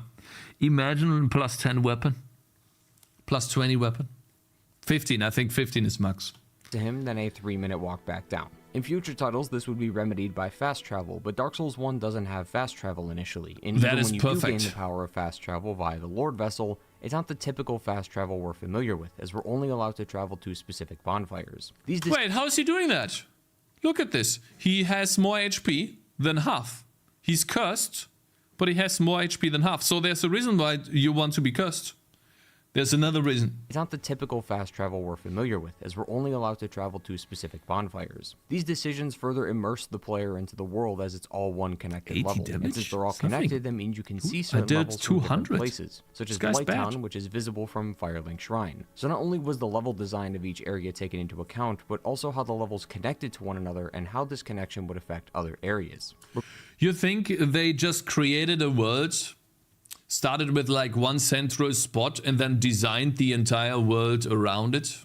So basically they started with the Shire, right? The Firelink Shire. And then around that, they built the entire world. And then they just noticed, oh, look, we can see here. Oh, look, we can see there, right? Regardless of where you end up though, whether that be New Londo or Undead Burg, the very first enemies you'll come to see are these hollow men, like the ones back in the asylum. All the undead we see here are humans. The painted world was the prototype level? Oh, I can see that.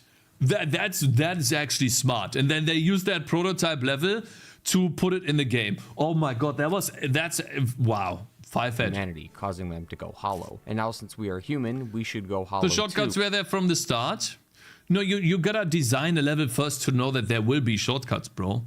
So you design one level here to the right, and then you design one level to the right, to the left, and one to the right, and you notice, oh, I can put a connection here.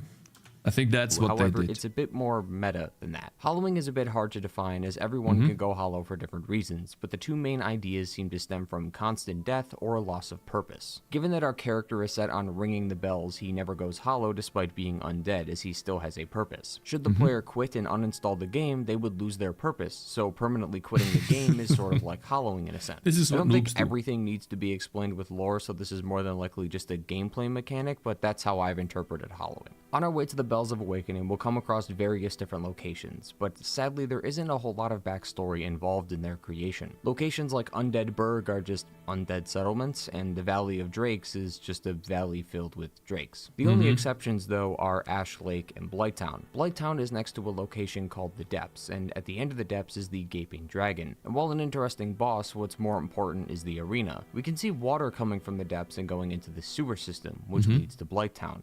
According to various keys in the game, we can piece together that those who previously lived in the Undead Burg but were banished from the settlement were sent to Blighttown as punishment. This is reinforced by the giant door that separates the sewer system from the outside world. But this water from the sewer is poisonous. Well, in Blighttown, there's a spell called Poison Mist, and according to its description, it seems that Tangy, this egg-bearing individual, may...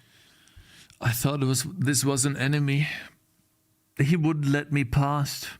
And I was like, oh, this guy's blocking me. And I thought I had to kill him. I didn't see the talk button. Yeah. Yeah, we lost a good friend there. True. Same, yeah, it happens, right?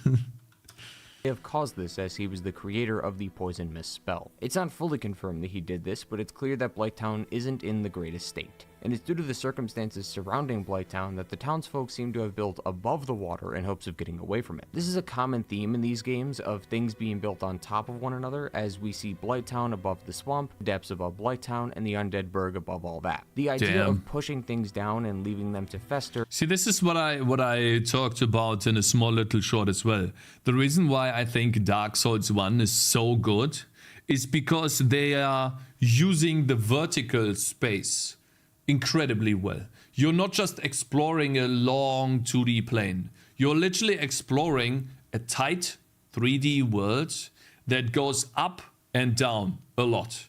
And so you have this ginormous world put tightly together, but it makes you like, it's awesome. It's like, if you think about it, in a sense, now it's obviously not the same, but it's like Diablo 1, where you keep going down. But it's actually physically connected. In this game, but not everything is in such a sad state. As at the lowest point of Lordran, we see Ash Lake, a seemingly infinite land filled with arc trees that are surrounded by an equally infinite body of water. For the purposes of Ash Lake, this seems to be where the dragons used to live, or at least one part of it, as it's eerily similar to the environment in the intro, which we do know was the land of the everlasting dragons. We can even find one of the few remaining dragons down here in Ash Lake. He's a part of the Dragon Covenant. You can kill him, actually.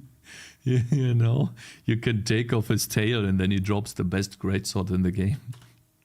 And from various descriptions, it seems like many people worship the dragons and tried to ascend to their level. It's unclear, though, if that worked. Once the player feels confident in their fighting abilities, there! Good morning! They can approach the bosses defending the Bells of Awakening, these being the Bell Gargoyles and Chaos Witch Quelaag. After ringing both bells, we'll see that Sen's Fortress, a place that was originally blocked with a large gate, is now open. But if we travel back to Firelink Shrine, we'll find a primordial serpent named Frampt. He claims to be a close friend of Gwyn's, and also claims to know our fate. Very well. Then I am pleased to share. What if you say no here? What happens? Chosen undead. Your fate is to succeed the great Lord Gwyn, so that you may link the fire. Did you end up using the dragon headstone? No, I did not. And undo the curse of the undead. To this end, you must visit. Undo the curse of the undead. Okay, so basically remove the dark sign. Acquire the Lord Vessel. Just like before, this second part of the prophecy also happens to be our newest objective. But Frampt is quite a complex character. He's lying, of course. Conditions are met within the game. We can also be granted an audience with Koth.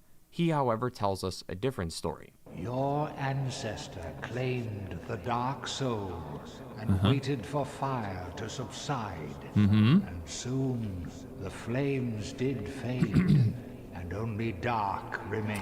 How do you find this guy? I never found him. Thus began the age of men, the age of dark. Oh, he's lying.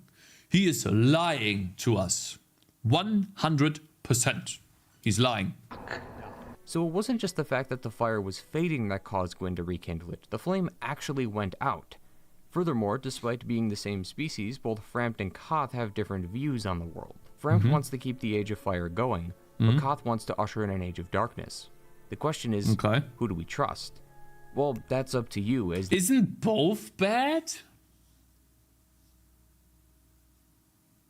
Isn't both bad? These are the two endings of the game. Extinguish the flame or rekindle it. The choice is yours. What is important to note, though, is their motivations. Why are they doing this? Why are they against each other? Well, we still don't know. and it's been a widely debated topic that hasn't been given a proper answer yet. Regardless, I don't think you should trust any of them. Frampt claims that the undead curse will be cured if we link the flame, but this isn't correct. As we'll see in Dark Souls 2 and 3, the curse is still present. Frampt and Koth are like politicians. They say what needs to be said, but never elaborate. By technicality, the undead curse will be cured when we link the flame. As we know, the dark sign only appears when fire fades.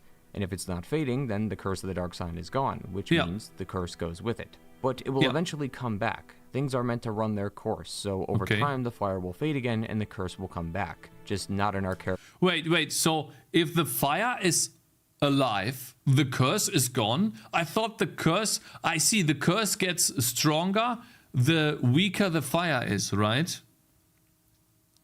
I get it. Right? He dodged, by the way. He did. As we know, the dark sign only appears when fire now. fades. And if it's not fading, then the curse of the dark sign is gone, which means the curse goes with it. But it will eventually come back. Things are meant to run their course, so over time the fire will fade again and the curse will come back, just not in our character's lifetime. Frampt, whether intentional or not, is leading the player to believe that the curse will disappear permanently, when indeed it only just disappears for a few thousand years. But Koth is also lying, as he isn't fully explaining what this Age of Darkness entails, and as we'll see, Koth isn't exactly the nicest person in the Souls universe. I've always seen these two as immortal beings, ones that are ageless, and due to this, when the time comes, they like to move the pieces a bit and see what happens. Koth and Frampt are basically playing a long game of chess, but without the stakes. Regardless of who wins, they both continue to live. One just managed to convince the chosen undead more, so why not cause a bit of chaos? A lie or two here wouldn't hurt anybody, as it's just extra pieces on the board to them. To this day, we still don't know what they really want from us and whether their goals they conveyed to us were actually genuine. My interpretation of these could be wildly incorrect, but that's the beauty of these games. They allow you to shape your own story and create your own adventure. And in my story... Man, they have crazy lore. This is crazy, the lore. It's insane that all of this lore... It would have been cool if it was somehow explained in the game as well. But I guess it is, you know, as you, like, the dark side is not, right? It's not really explained. I don't trust these two. Regardless of who you believe, the one thing they agree on is that we need the Lord Vessel. Thus, we need to get to Anor Londo. To get there, we'll need to pass through Sen's Fortress, a place filled with deadly traps and is easily the most infuriating area in the whole game. The fortress is also used as a sort of trial as this leads us to Anor Londo, but many people have tried and failed to get there. This is of course due to the numerous traps throughout the fortress and the Iron Golem at the top, although he was surprisingly the easiest part of the fortress. Once the Golem is defeated, we are then grabbed by these demons and taken to Anor Londo. That was awesome. This cutscene. I think this was the best cutscene in the entire game. Because they lift you up into the main city. That was so awesome to see that for the first time. Yeah. Chest scene was best. It's just an illusion? What do you mean? It's hard to forget your first time in Anor Londo. Nothing up until this point has been more extravagant and beautiful looking than this place, and that's what makes it so memorable. In a world devoid of beauty and color, there's this incredible place that just exists, but it's on the other side of the wall. But something is off. It feels empty, like we showed up late to a party, and in a more metaphorical and literal sense, we have. This place is gorgeous, but if you'll excuse the pun, it's also quite hollow. Lots of your time in Anor Londo is spent walking, but if you manage to make it past these giants and exploit the AI of these Silver Knights, then you'll make it to the climactic fight of Ornstein and Smoke. These fucking ONS assholes. is undoubtedly my favorite fight in Dark Souls 1. The balance of these two is unmatched, as Ornstein is a quick, nimble fighter that can go halfway across the arena just to hit you, but his damage is nowhere near... Look at this guy. Look at this guy. Abusing magics. And you guys were mad that I was going melee and taking it slow, and I still killed them in a reasonable amount of tries. Look at this guy abusing magic. Pyromancies? Doesn't matter, it's magic. You abused Hevel? Ah, shut the fuck up. He's abusing ranged. Feels fear from his speed, Smo's fear comes from his power. Ornstein at the beginning of the fight is more or less a pushover. He does deal decent damage, but it's not enough to warrant a healing item. But no amount of damage resistance, especially this early on, could protect you from Smo's hammer, and one hit from this hammer can make Ornstein seem a lot more threatening. Their power grows from the other's presence, as the more Ornstein chips at your health, the closer you are to being within one-shot range of Smo, and if Smo hits you once, well, there's nothing that can compare to that level of stress. They feed off each other in such a balanced way. In fact, they actually feed on each other, as whoever falls first becomes the power source for the other. Their health also goes back to full, so it's never about dwindling them down over time, it's committing to one and sticking with it. The problem is knowing when to strike and how. Given how well they complement each other, it might seem like there's never this an guy's opening, bad. and that's what makes them such a difficult He doesn't know fight. how to roll. All that's required, though, from the player is patience. It's arguably one of the best fights in the game, and even the series as a whole, and I can finally see why. Yeah, this While fight is ONS awesome. may seem like the climactic finish to the level, And hold your Artorias. load, as behind them is the Ooh, real yeah. climax. The Nice Princess chest. of Sunlight, Guinevere. Feel free to interpret climax however you want. She's the one who gives us the Lord Vessel we need to progress through the game, but as I said earlier, it feels like we arrived late to a party. Well, I wasn't lying. Once the Why? post-nut clarity settles in, if we attack... See, the boobs don't jiggle if you kill her. You guys are wrong. You just wanted me to kill her. What's wrong with you? The boobs don't jiggle, they don't. Guinevere, the world of Anor Londo shows its true colors and reveals that it's just as depressing as everything else in Lordran, and the one responsible for this illusion is Darksong Gwendolyn. Wait, this guy? Wait, so if you kill her, everything goes dark? If we attack Guinevere, the world of Anor Londo shows its true colors and reveals that it's just as depressing as everything else in Lordran, and the one responsible for this illusion is Darksong Gwendolyn. Gwendolyn is an interesting case to me, as he was the last-born child of Gwyn, who was a male but was raised as a female. This was due to his strong affinity with moon magic. I'm not sure what the connection is, but maybe it's some sort of cultural thing where the moon is seen as a sort of feminine symbol, which would actually explain a lot regarding a future game and two of its characters. Gwendolyn also created the illusion of Anor Londo to seemingly entice the chosen undead to continue their duty. Remember, Gwendolyn only appears when we kill Guinevere's illusion, meaning that this is actually Gwendolyn speaking to us through his sister. He also shares the same viewpoints as Frampt, which is interesting as he's basically telling us to kill Wait, so if you make this world dark, you can get a Firekeeper soul? Damn. his father and continue the Age of Fire. Gwendolyn seems to want to hold on to the power his family has and keep things running smoothly, which is why he wants the Age of Fire to continue so that his family and their powers can stay. And the reason why he created the illusion of Anor Londo was also to desperately hold on to the past. I guess it runs in the family then. As for how Guinevere fits into this, well, she was Gwyn's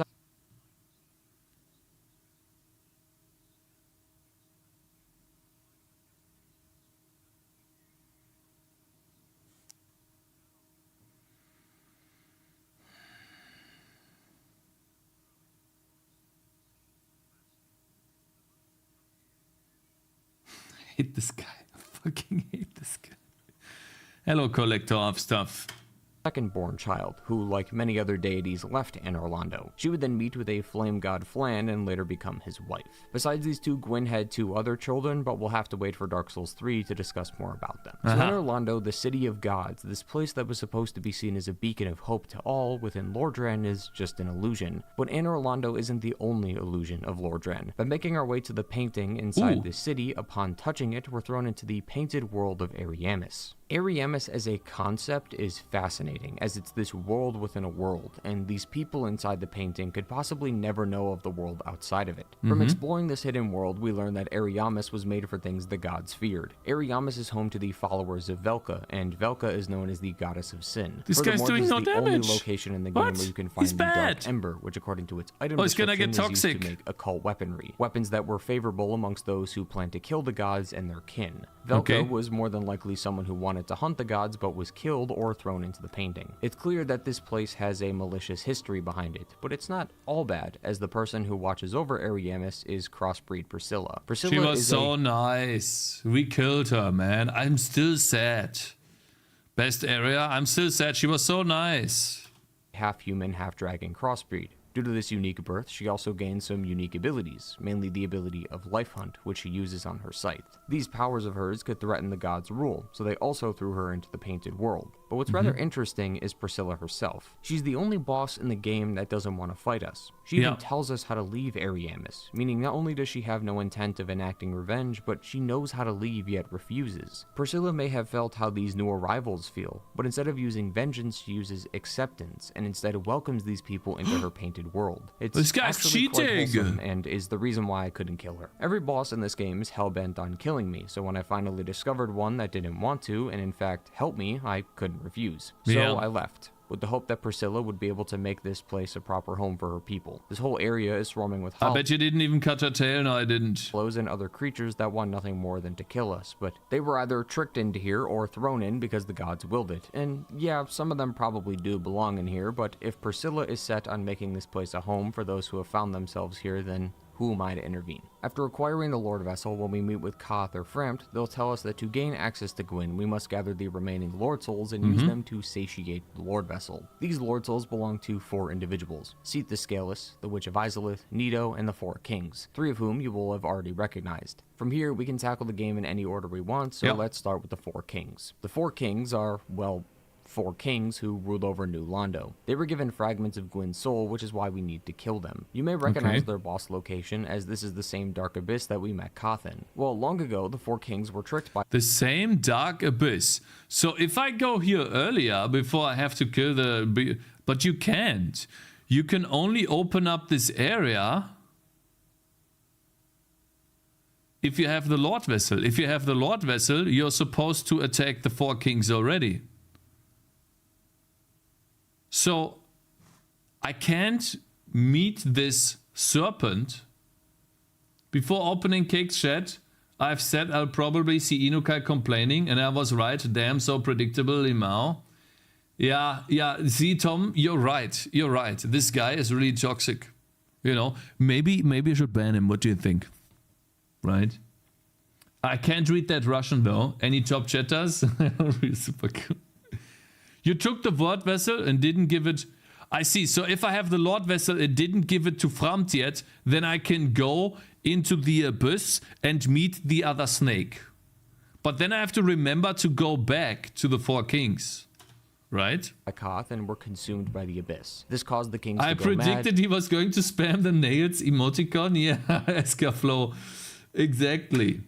And this also caused the citizens to either become these blobs of mass or the Dark Wraith soldiers. This area really utilizes the environment to tell its tale, as this place is overrun by the ghosts of the villagers, and when we actually unlock the door to lower New Londo, we see piles of corpses scattered throughout the land. Koth single-handedly destroyed an entire city simply by tricking its inhabitants and unleashing the abyss upon them. While the mass extinction of a city sounds bad, there is still more destruction to be seen. One thing you may have noticed is a severe lack of human bosses. Quelaag would probably count as the first one you'd meet, although she's sort of half-human. But there's a reason for this, as this has to do with the Witch of Izalith. While Gwyn was frantically running around trying to figure out what to do with the flame, the Witch of Izalith had a plan. She was going to create a new flame that would replace the first flame, but she attempted to create a replica in the presence of the very thing that was... Wait, that's the one thing this guy wants. The blacksmith in the catacombs, in the Tomb of the Giants. The queen, no, the Witch of Izalith. No, the soul of Izalith, or whatever.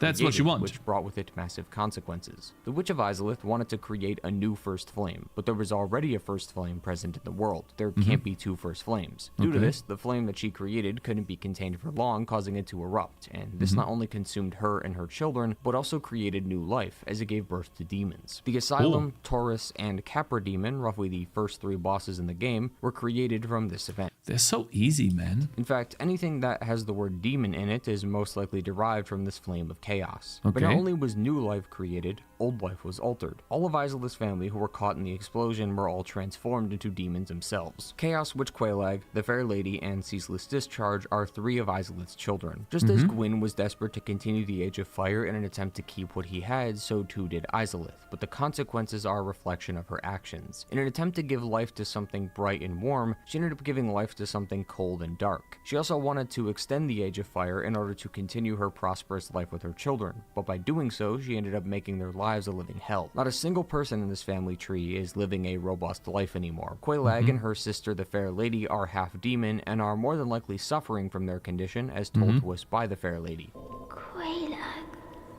But she's not talking. How did she talk to him? How do you talk to her? She never talked to me. Tizzy. You needed the ring? Quaylag, my dear sister. Oh God. Cakez, it hurts. They've gone still.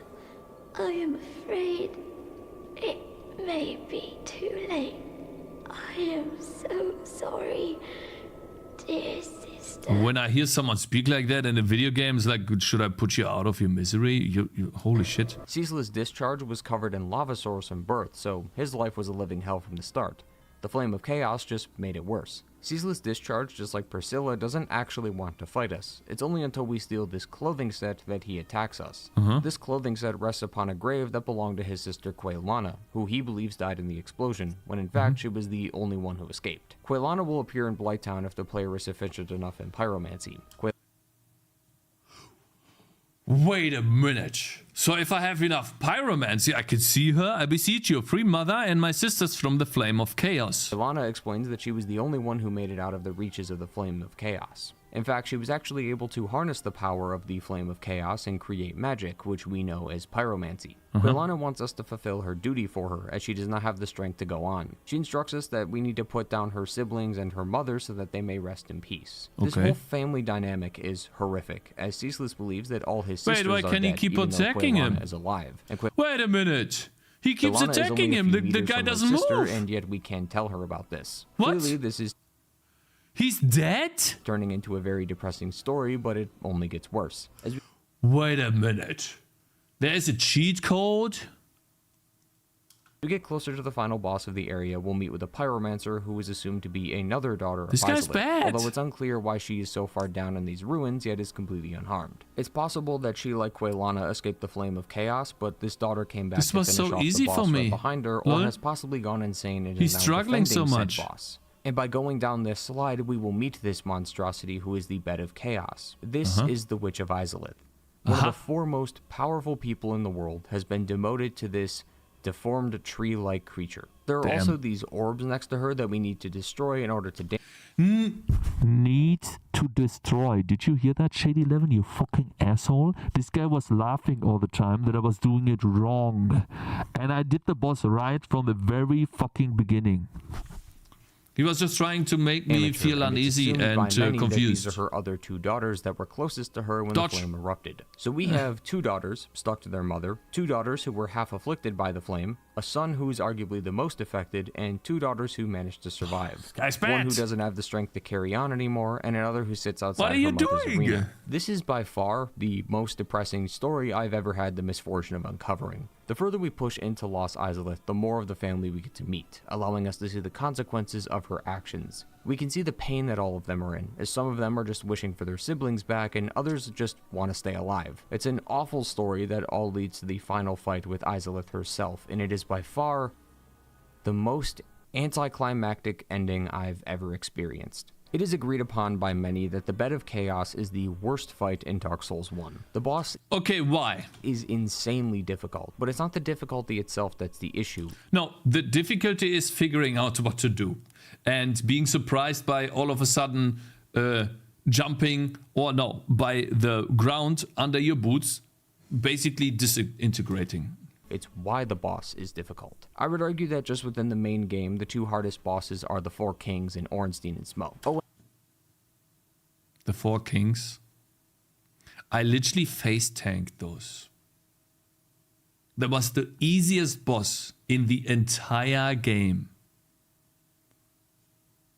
No, the Four Kings is not difficult at all. You just stand next to them and hit them.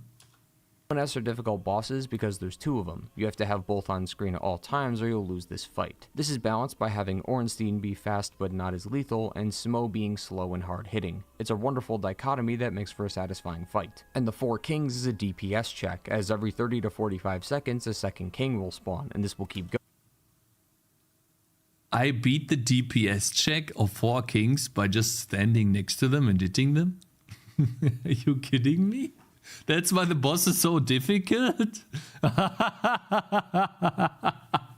He's cheating. Look at me. I'm just using Heather. Going until 4 on your screen at once. To succeed, you need to kill the current king before this happens. Both boss fights are hard, but have weaknesses you can exploit. Sure. The Bed of Chaos has none. To defeat the boss, you need to destroy both orbs on her sides, then go down the middle inside of her so you can find the source of her power. She's actually extremely weak, as both the orbs and her die in one hit. It's getting there that's the issue. Her hand attack is oddly timed, and due to her design, it's unclear where her hitbox ends. After defeating one of the orbs, the floor will start to crumble, so not only do you need to avoid her attacks, but you'll also need to avoid the floor. There's also a strict path you're meant to follow for this fight, which will lead you right next to a broken piece in the flooring, so you'll more than likely get hit and fall in and die. The walk back to this boss is also just as atrocious, as you'll more than likely spend more time walking to the boss than actually fighting her. Yeah, the boss wasn't there that is nice. no reset involved in this boss, as every single run you've done is carried over to the next, as it essentially has unlimited checkpoints. It's like From Software knew it was bad, but still kept it in. Even if I actually enjoyed the fight, the payoff narratively isn't worth the time. We ventured further and further into the depths of Lost Izalith, coming across all of her children who were these hideous beasts that did incredible damage, and she's just a puzzle. The Witch of Izalith has one of the best backstories in the game, as the tale of her children is heartbreaking, and being able to see their conditions face to face does take a lot out of you, but it's completely soured by a boss fight that is mechanically and narratively a letdown. Our third Lord Soul belongs to Grave Lord Nito, and he's interesting, to say the least. Nito might have the most detailed boss design, but the most basic story out of all the 4 lords. If you were to just assume that Nito simply became the Grim Reaper and just administered death, you wouldn't be far off, which is a shame for someone of his importance. Gravelord Nito lives in the Tomb of Giants, which is accessed via the catacombs. Both of these areas share a similar theme of death, as this is where the dead are buried. So we know that he administers death, but what else does he do? Oh, what is this attack? He never used that on me. He does have a covenant that you can join, but their goal is just to spread more death across the world. It seems like he doesn't care about what's going on in the world, as the only reason he attacks you is because we're obviously here with malicious intent. Nito doesn't have any lore regarding his life during the Age of Fire, and it's just about him administering death. From this, we can infer that Nito Lost Island was the area that was rushed in development too. Even just wants the Age of Darkness to occur. The only other bit of lore surrounding him is a boss named Pinwheel, who is a necromancer, presumably made up of 3 people, as referenced by the number of masks on the body, who stole an item from him known as the Rite of Kindling. There are quite a few theories regarding Pinwheel, like the Rite of Kindling that allows us. Hello, Mr. Almeida. Good morning. I still can't read what you're typing there, brother. Okay. I can read 2024. Cakez, you are like Elden Ring player who uses Mimic and then makes fun of people struggling, have a plus S scaling weapon, plus you're being overleveled by repeating multiple times. I never repeated anything, okay? I did everything the first time I went there. If I repeated something, it's because I died, okay? You Dumbo. And what was I talking about? The Rite of Kindling allows you to make the bonfire stronger, right? Plus 15 flasks. Fact that Pinwheel was originally a father, but his wife and child died, so he attempted to resurrect them, but it failed. And some have stated further that he's still trying to figure out how to revive them, as we can see skeletons throughout the room, which could be seen as his test subjects. But other than that, we've pretty much discussed all of Nito. There isn't anything else to speak about, which is a real shame. His backstory has a massive amount of potential, but it just felt unfinished. There are no major themes tied to Nito. I mean, you know, like, listen, they have crazy gameplay. They probably worked on this for a long time, 100%, you know. So I can see why the story isn't fleshed out, because he just kind of exists. Yeah. Our final Lord Soul belongs to Seath the Scaleless. Seath, as we remember, allied himself with our 4 lords and attacked the dragons. The reason he did this was because Seath, unlike the other dragons, was not immortal. All the other dragons had impenetrable scales that could not be broken with any type of weapon. Seath was not born with these scales, so in a sense he was not immortal. It was only until Gwyn was given their weakness from Seath, which we know is lightning, that Gwyn was able to pierce the dragon's scales and actually kill them. Seath was envious of his brethren, as they had what he didn't. So as thanks for working with Gwyn, he was named the Duke and given the Duke's archives, as well as some of Gwyn's Lord Soul for power. During the war, Seath found the Primordial Crystal, an item that gave him temporary immortality. But during this time in the Duke's archives, he eventually went mad with his experiments and his research. He is considered the grandfather of sorcery, as well as the creator of these creatures and the Moonlight Butterfly. Our first interaction with Seath is that he ends up killing us and throwing us in a prison cell. We can see that theme of desperation as Seath... See, so it was a scripted death. I knew this. It was a scripted death. You're supposed to die to him. is trying everything he can to get what he wants, but in the process it made him mad. He's not as mindful of his actions as he used to be. He killed them too, the two ones. And is sort of a shadow of his former self. One thing I find interesting in this prison is the abundance of miracle-related items and the clothing that are scattered throughout the prison. It's possible that clerics were deemed suitable subjects for Seath experiments. Maybe this is due to their magical power or because they were so easy to defeat.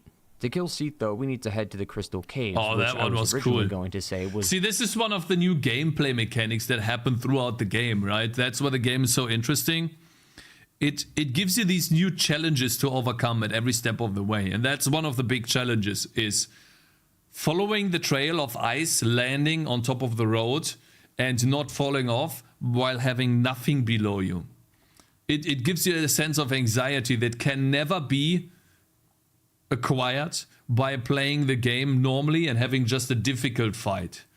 They make the game difficult by introducing so many different mechanics. I just love that. Probably the that worst was level awesome. in this game due to half the map being invisible, but the walk to the boss is surprisingly straightforward. Venturing off that path, though, is Once you know it, yes, once you know it. where the problem lies. To defeat Seath, we need to break his primordial crystal so that we can sever his immortality, giving us a chance to kill him. The story Holy of shit, these lords 2000 caused a bit of an damage? imbalance. You're telling me I'm overpowered and this guy uses Fire Tempest and does 2500 damage? Listen, brother, look at this. Throughout my playthrough. You can go through Lost Izalith and the Demon Ruins, which is filled with rich lore, tons of backstory, and compelling bosses that fit with Where? the lore surrounding the Witch of Izalith, but then you go to the Four Kings and just find out that they were lords of New Londo who got tricked by Koth and consumed by the Abyss. It feels jarring going from one to the other, as one feels thorough while the other feels incomplete, like you missed something or there was more that should have been said. Yeah, by the way, this is gonna be New Game Plus, right?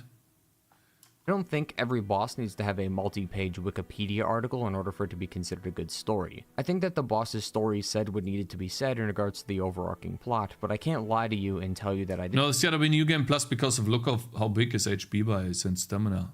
didn't leave these locations wanting more. I wanted to know more about the Four Kings and how they rose to power, and I wanted to know more about Nito and Seath in general, but I never got that.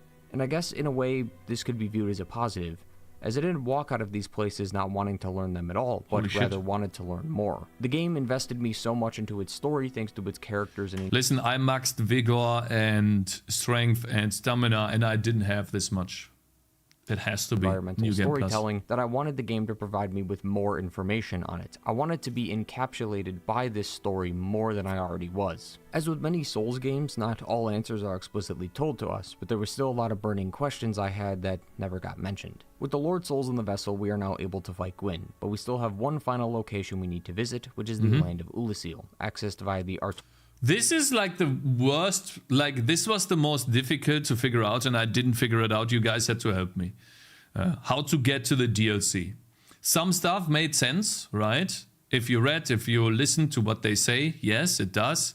But yeah. Notorious of the Abyss DLC, the one and only DLC that Dark Souls 1 would have. We start this DLC by defeating this gold golem that has a woman named Dusk captured inside. Dusk was the princess of a place called Ulasil. According to her, it's a place from an age that existed long ago. Hilariously enough, she doesn't actually say anything after this. You would think that the DLC would sort of spin a story that her home is in danger and we need to save her, but she doesn't actually tell us that. She just sells us sorceries. The DLC doesn't officially start though until we return back to her location with an item called the Broken Pendant, which causes us to get sucked into this portal and taken to Ulasil. As Dusk said, Ulasil is a place from long ago, and while you may be confused on how this fits within the geography of Lordran, this place is a lot closer than you think. In fact, we already ran through it. Actually, this is the same location, but much earlier in time. To get to the or DLC. later. The Dark Root Garden is Ulasil. This is evident by the tree enemies. See, I figured that out myself. To have a similar design to these tree-like enemies, and the same plants that are only found in the Dark Root Garden are also found here as well. Ulasil was a city hundreds of years before the Dark Root Garden came to be, so something happened that made this place turn into the garden that we know of. Well, to understand the story of Ulasil, we need to talk to Elizabeth. But Princess Dusk is here no longer, snatched away by that horrifying primeval human. And so I must ask, couldst thou once more play the savior? An abyss was begat of the ancient beast, and threatens to swallow... You didn't speak to the Dusk after? The Dusk? The whole of Ulasil, Knight Artorius came to stop this.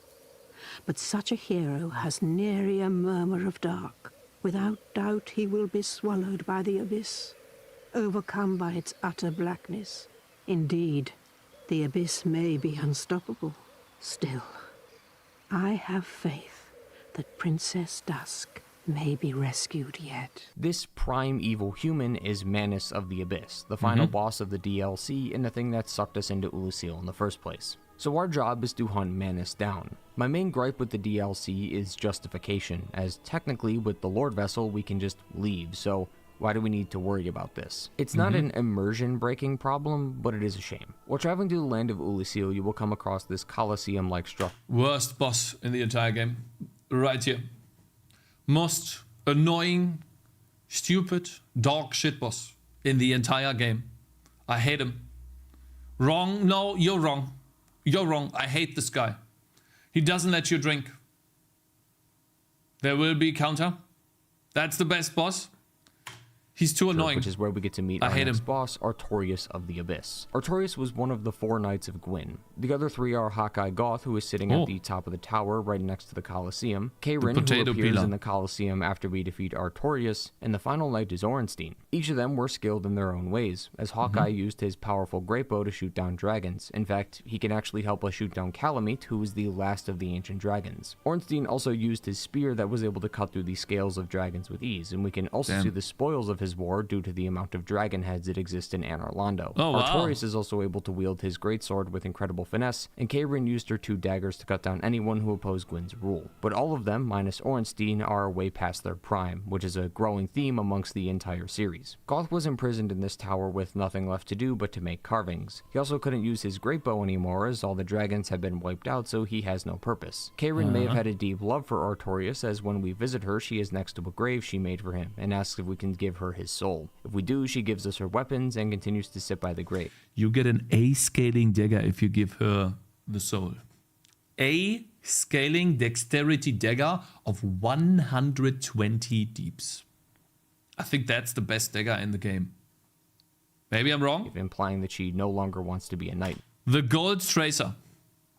Anymore. And Artorius came to Ulusil in an attempt to stop the Abyss from spreading, but ended up losing and being corrupted himself. His left arm is also dangling, which might suggest that it's broken. This is because he used his shield to protect his wolf companion Sif, the same Sif from the main game, although he is much smaller in this DLC. Sif also has a different intro if you do the DLC first, because Ulusil Really? Cool! Ulusil is in the past, so he'll remember you in the present, and it makes killing him that much harder. In regards to why does he attack us though?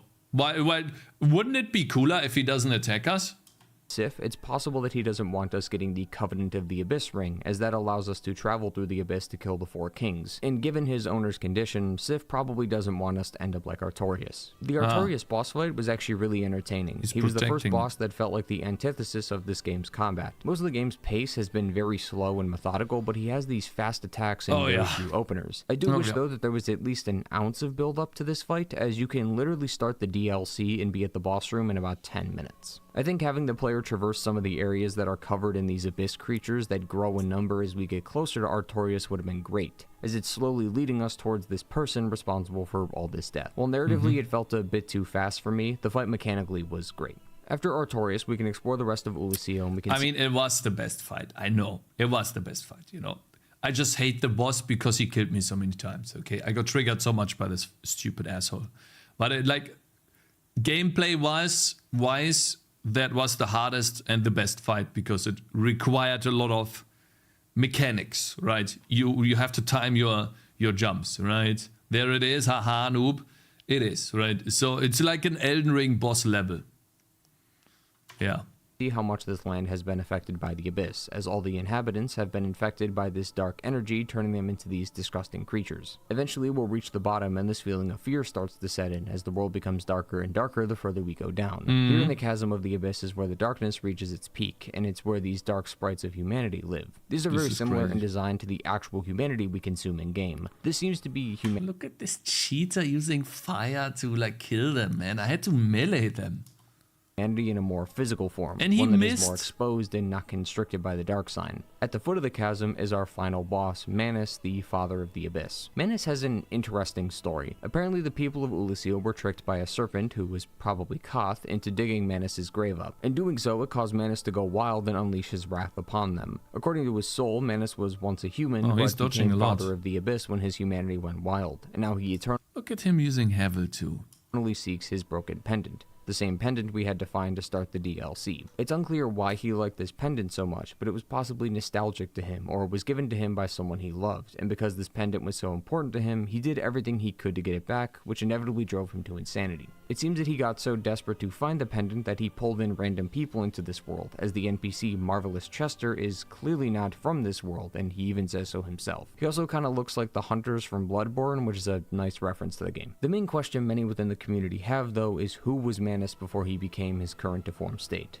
Well, we really don't know. Many have said it's the furtive pygmy, and I like that idea, but I think it's less interesting than that. Many of the spells in this DLC say that they were created by an Ulasilian sorcerer on the brink of madness. I can't help but think that this is perfect for Manus's description. One thing that is interesting is that in the middle of the arena is a grave with a humanity-shaped hole, so maybe Manus was one of these humanity sprites when he died, or that this is what he turned into when he died. Regardless, it's a very interesting detail. I also couldn't get any footage of this, as she disappears when you leave the boss room, but Dusk apparently appears out of Manus when we kill him, meaning that he kidnapped her. This may confuse some people, as Dusk has been sort of all over the place in this game, and due to her going from the past to the present, it sort of screws with the time a bit. It seems like she was sent into our time somehow and was captured by this golem. She then disappears and goes back into her time, which then leads to the Abyss incident with the people of Ulasil. Artorias is then called to defeat the Abyss, but fails, and then we get summoned into this world via Manus's hand, then save Dusk and go back to the present. It's still a little confusing, and the world of Dark Souls is also very confusing when it comes to time, as always during this fading of the fire, time is very convoluted because we can summon people as phantoms and the time sort of stops. It's very confusing, but that's how I think it went down.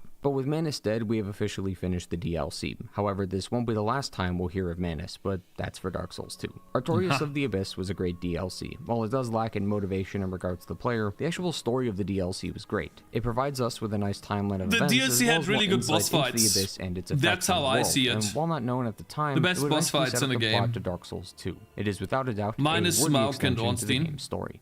But now we can finally go to the kiln of the first flame and determine the fate of Lordran. The kiln is coated in ash, and we can see the spirits of those who followed Gwyn into the kiln walk around aimlessly. As we approach the first flame, we have one person in our way, and that is the Lord of Sunlight himself. Earlier, he's having someone help him? What a pussy. I said Gwyn sacrificed himself to rekindle the flame, and he did. But because of his Lord Soul's power, he was able to keep his body, but his mind was gone. Gwyn has gone. 700 and while I'm more than capable of killing him myself, I couldn't dare start the fight without the guy who's been by my side since the very beginning. Solaire of Astora is easily the most well-known NPC in the entire Souls franchise, and his story is a perfect representation of the mood this game is trying to convey. Throughout the whole game, we've been meeting with NPCs of all kinds, some with goals and others without, but none of them have managed to touch my heart in a way that Solaire and Siegmeyer did. Both of them had a goal in mind. One wants to find his sunlight, and the other wants to explore the world, but both are stuck. Siegmeyer always seems to be getting himself caught in some situation, whether that be a locked gate he can't enter or a poison swamp he can't cross, and Solaire can find his sunlight. They both— Whoa, wait. I never met him there.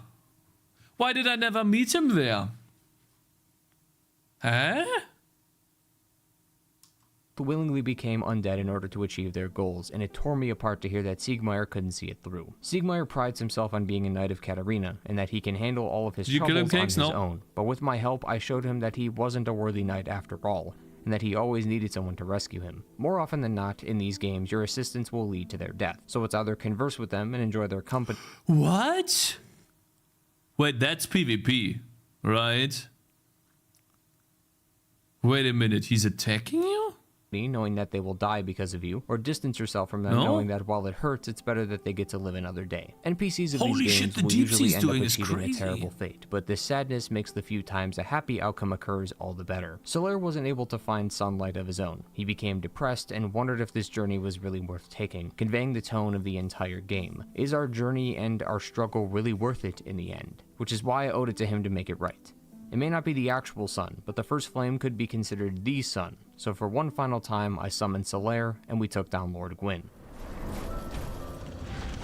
He did it first try. Wow, he parried him like a boss. Oh, that's a huge chunk of thieves. Oh, and he stuns him. Crazy, bro.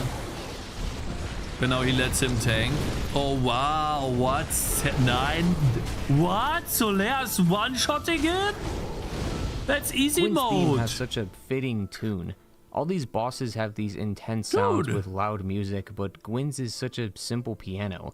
It's not intense, it's almost sad in a way, that the most powerful man in the world has been reduced to nothing, and what was supposed to be a glorious fight between two warriors really isn't. It makes it all the more worse when you realize that Gwyn can be parried, and once you nail this timing down, this fight is a cakewalk, further showing how far from grace he has truly fallen. With Gwyn defeated, we can now choose our ending, but we aren't the only one who's able to choose. Since we managed to bring Solaire all the way to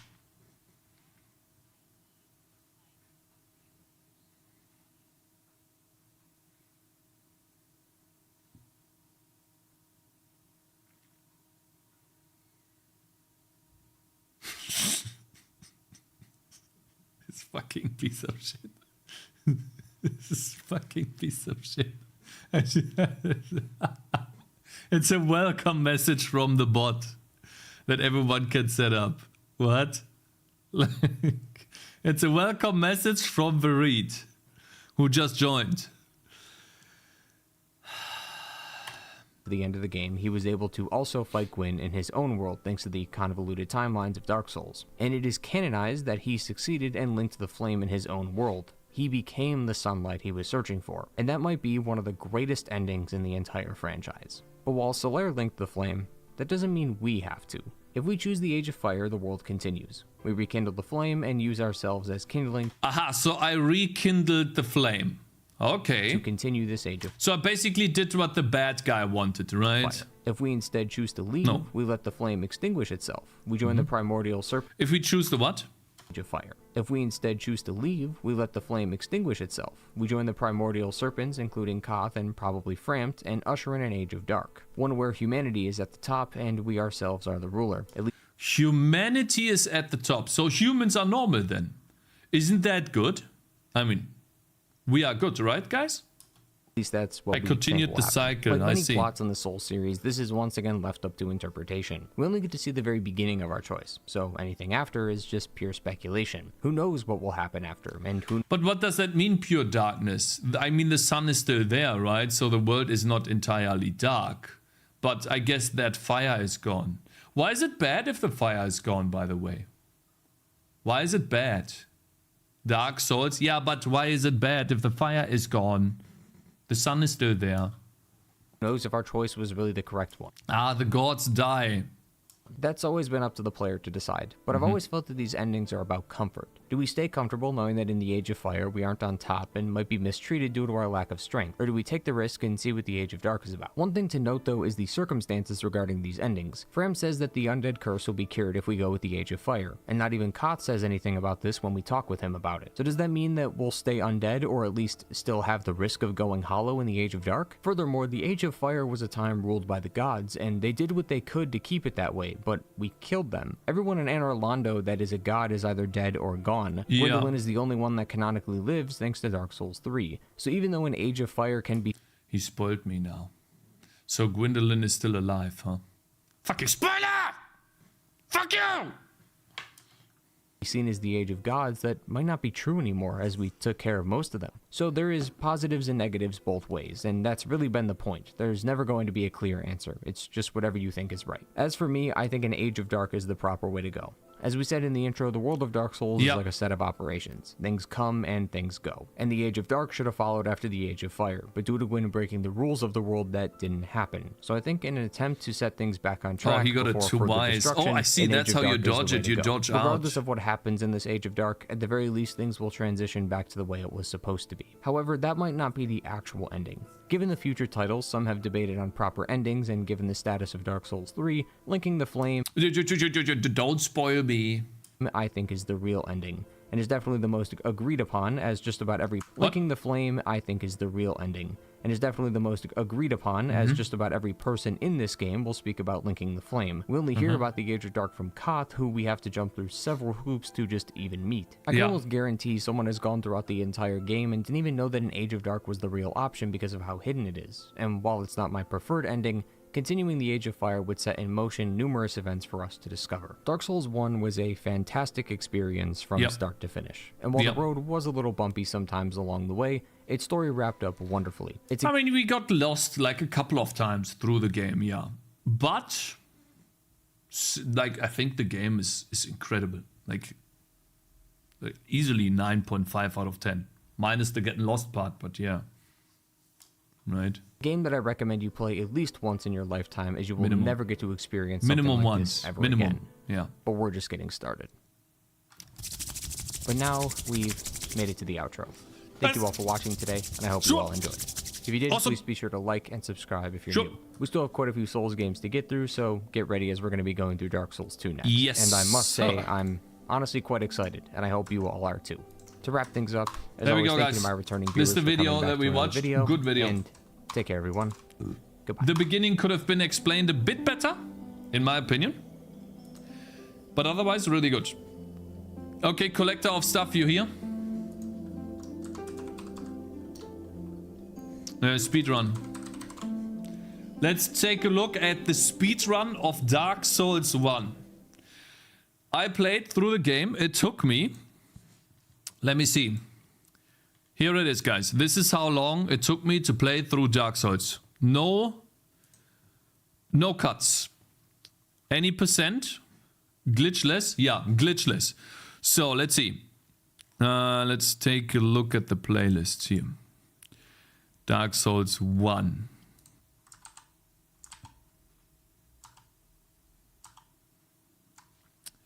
Let's see, videos.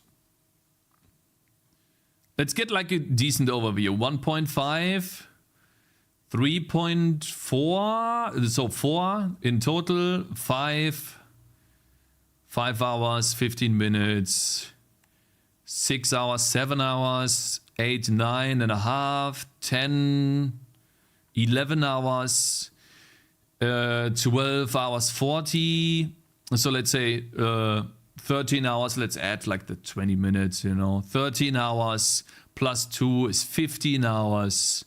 Then we subtract 20 here, that's 17 hours. Then we add 2, that's 19, that's another 20, 22, 24, 25, 26, 27, 8, 9 for 3 hours because of the 29, then 30, 32, 34, 36, 38, 40,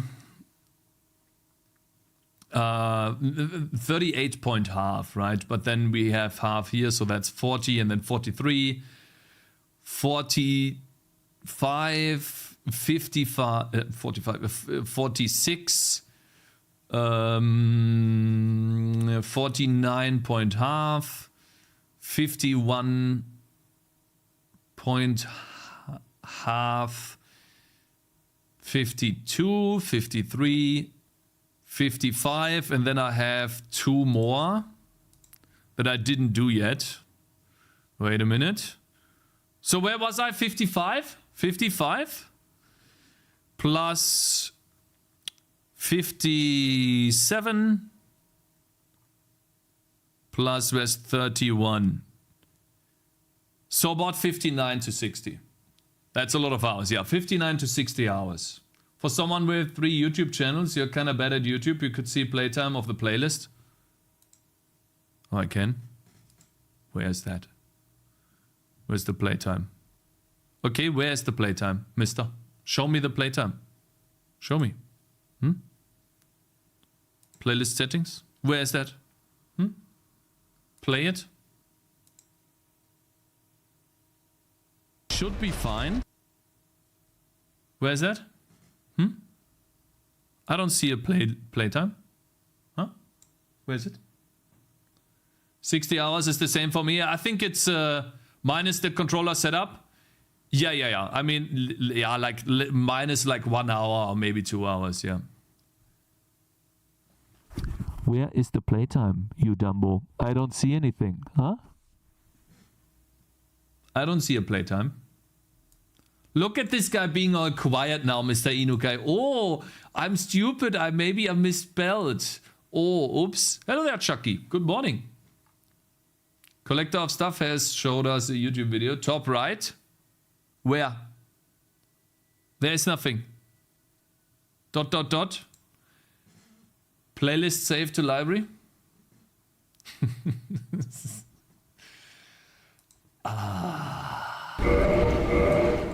Oh wow, okay, so this is a speed run. Any percent speed run. We're watching this now. Let's say that. We're watching world record speed run.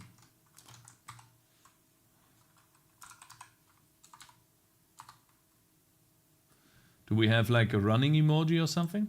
Is there a running emoji? Human emoji? Doesn't look like there is. I want some guy to run. There we go. Alright, done. Cool. The link is to the wrong one. Cakes, wait, that's the wrong link. This is glitchless, but it is 46. Any percent is 19 minutes. Yeah, we're watching any percent, not another 40-minute video, guys. Not another 40-minute. So, but anyways, like about 60 hours for the game. Perfect. You know, I basically did everything there is in the game. I took my time. I explored. Listen, 60 hours for a game that leaves you wanting to play more. That's awesome. That is definitely awesome. It's extension, YouTube playlist duration, calculator extension. I see. Okay, so guys, before I do this, I have to go take a piss. Be right back, okay? I really need to go. It's pressing.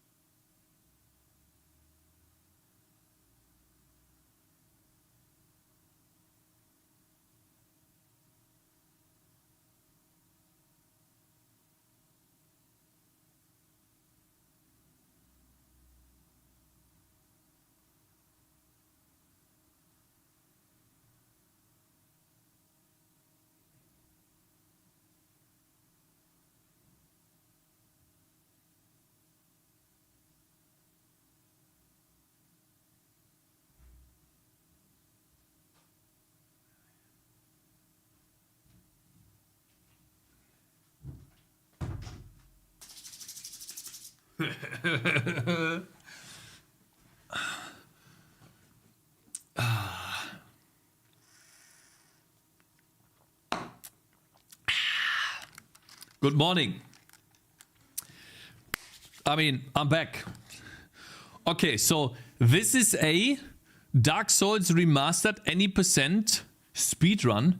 This is not the world record, right? Is the world record even on here? Guys, is this the world record for any percent speedrun?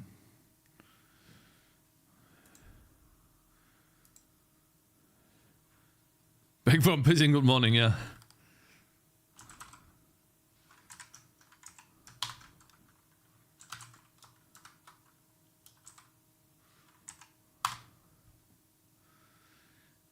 Dark Souls, any percent force quit speedrun world record. Should we watch this? 18 minutes. Yeah, let's watch the world record. I don't know, check speedrun.com.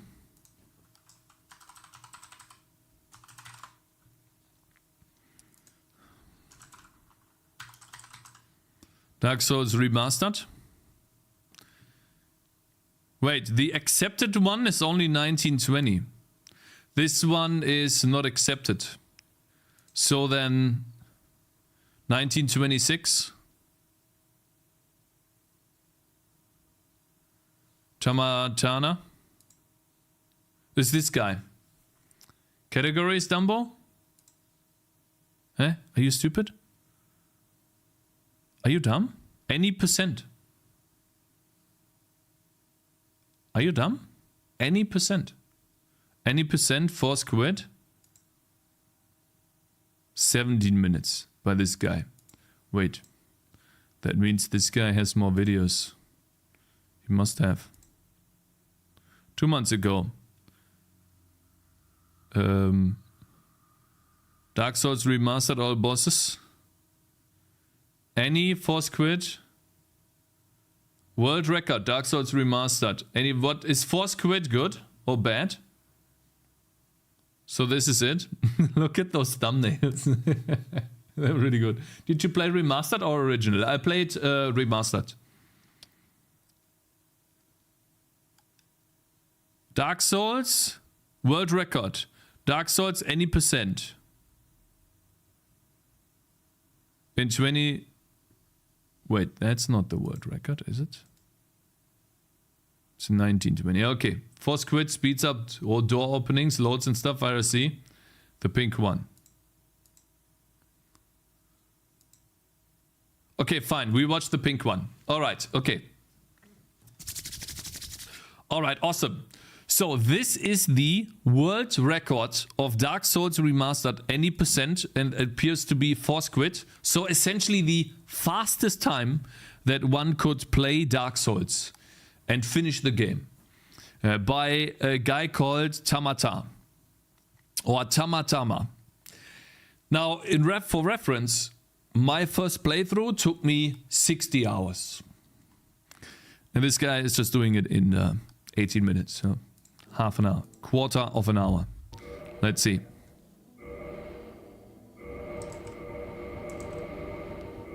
Holy shit. What is he doing? Is that a script? No, it's not. All right, let's see. Why did it take so long to load?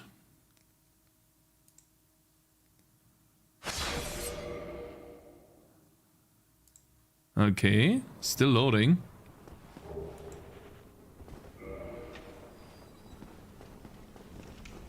Okay, so far nothing special, I guess. Let's get some of this going. Okay.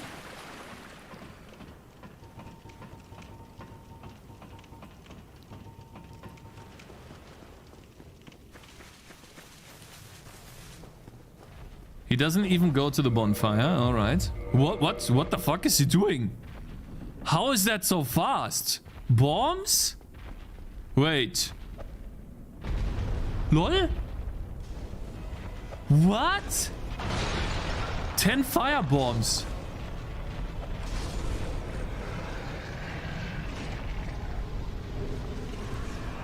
Dude! That's crazy. He's gotta get the... Huh? He's not getting the item? What?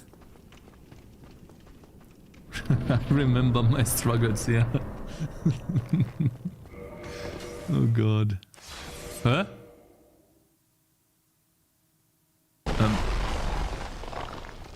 Oh, okay.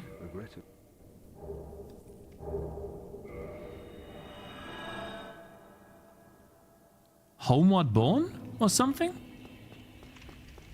Wait, no, he used the dark sign, okay. You don't want to loot the boss, no? Oh, okay, I see. So he literally loaded really quickly. Okay, so that the door would open faster. How many seconds do you gain from this when doing that? Can't be too many, right? Apparently it adds up to like a minute. And now look what he's pressing. You can't see it, but my head is in the way, but you can see that up here. No, I'm fully covering it here. This thing in the middle.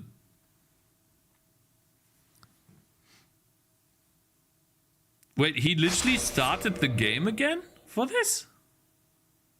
That's faster?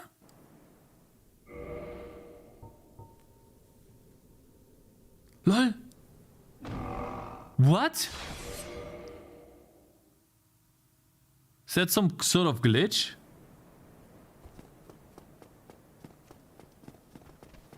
Okay, bro. Oh, he got hit, guys. No hit runs over. Oh, he got hit again? That must have been terrible RNG. LOL! He would have died if he got hit here, right?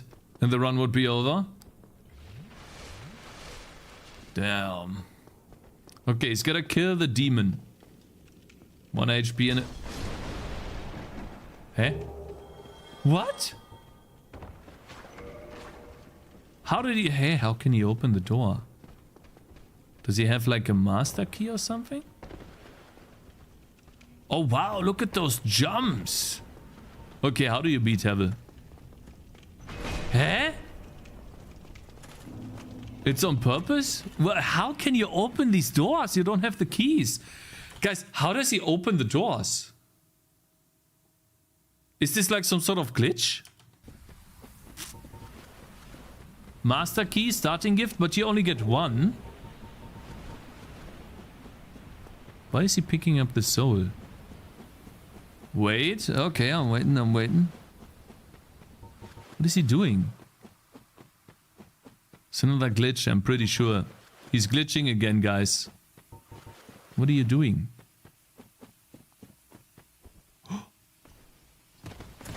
Oh, wow. Huh?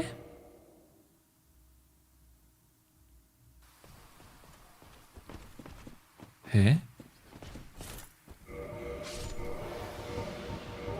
There's no way! Ja klar! And he got the halberd on the first try! Yeah, sure! What is this RNG, bro? Okay, yeah, klar. Wait, how many swords does he have? Level 35? Halberd is required, surely? In the speedrun as well, on the first try. I guess you have to do the run until here, and if you don't drop the halberd, you just quit, right? Oh, that's some bullshit. What is happening here? Look, he's pressing it again. See that? He's tapping it. Did he close the game? What? Huh?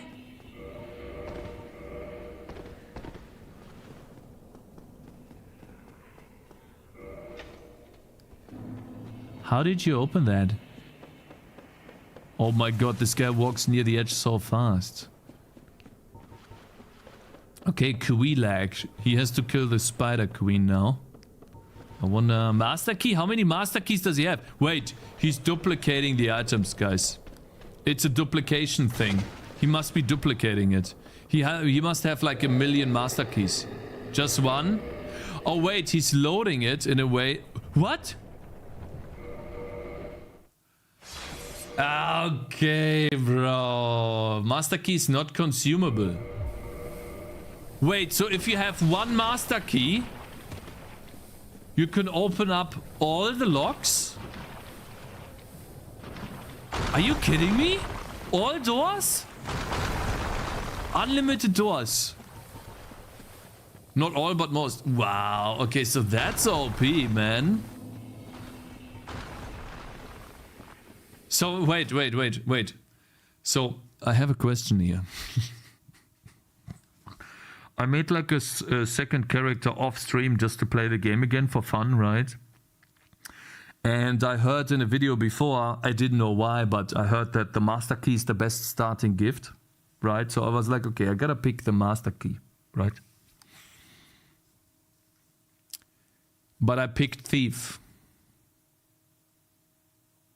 And the master key. So that means I got 2, right? Okay, just asking. Okay, fine. All right. All right.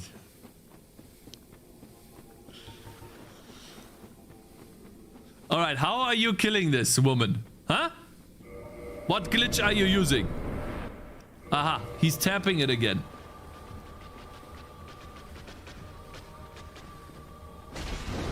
Lol? Wow, so much damage? I need this weapon. Bro. What? No way! She gets stunned by this? Okay, bro. That's ridiculous. Holy. Booba lady, yeah. Didn't even try to hold. Oh, he's poisoned, right. I forgot. If you can hit her human half, it's a stun, yeah. Ah, lol, that's crazy. Second bell. Well, first bell. He still needs to do the gut. What is he doing? This must have been some crazy... Why is he holding the shield like that? He's gonna teleport to him. Watch, guys. Watch.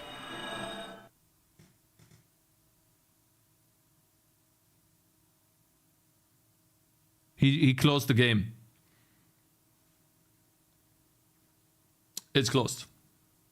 And he's tapping left and right. You see that? Lol.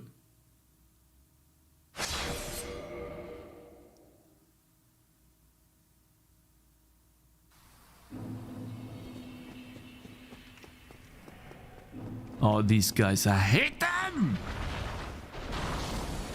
I wouldn't be surprised if he got hit. He's gonna get hit. No, he got lucky. Oh. Plus. Wait, he got a... I never checked what he sold. There was a smithing box. -8? What? Okay, oh, lol, +1 plus... Huh? Wait, since when can you... Oh, smithing box can make plus... Oh god, I didn't buy that box. I didn't buy that box. +5, he duped. Oh, that would have been so good. Oh, I wanna play again, bro. I wanna do a no-death run. Okay, gargoyles are going to be literally like 2-shot, right? God, he's so good. Look at the dodging he's doing. I wonder how he's doing it here. Dodge? Lol, he blocked him away! So he would move out of the way. You can't do that? Brightness 10? Why did he put it on 8? Guys, what did he do with the brightness? Oh, that's a nice shot. Guys, while we take a look at this glorious ass. You guys have no idea what he did with the brightness? Is there a reason? Cakes, you should really either boot up your save for New Game Plus or start afresh. All lore type run. Video demonetized. You did not buy repair box to repair, yeah. You can also do interesting things in Dark Souls 1 if you don't play like a complete pussy. Shut the fuck up, hollow butt. He's swapping really fast so the count goes on the wrong item.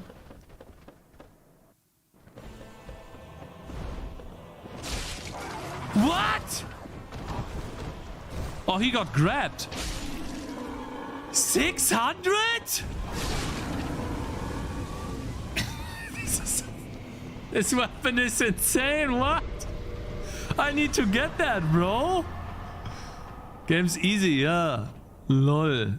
Goodness. Holy shit, man.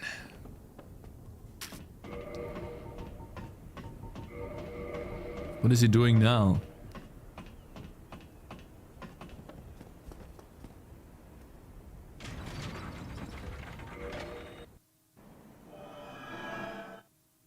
Huh? Hey, guys, there was a cut? Oh no, there was a cut in a cutscene. I see. Look like some... Do you guys know what spliced runs are? Spliced runs are usually when you have like weird cuts. Right? Like this. But it was literally... It was a video. The video was starting, so that's different. Like, I'm not accusing him at all. I just found that weird. Okay, how many of those does he have? The dark sign. Guys, is the dark sign never ending? Can you always use it? The dark sign? Wait, is that in there from day one in your inventory? Dark sign is unlimited. Oh, I see. But he's using it to not lose anything. Is it really that fast if you start the game again? You lose souls and humanity? It makes sense. Yeah, he lost souls right now. You can't see it, but the souls counter is at 0. Interesting. Oh god, this one. I hate this area. Alright, let's see. Mr. Fast, how is he doing it? Ooh. Oh wow, perfectly timed.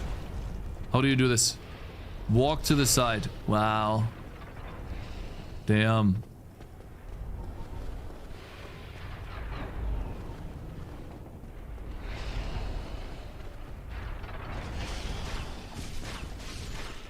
Lol, he killed him with the darts. That's so smart.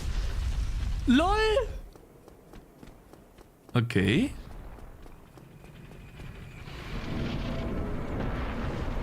Alright, I want to see him one-shot this stupid area here. Where you have to wait for... Huh? He just runs here?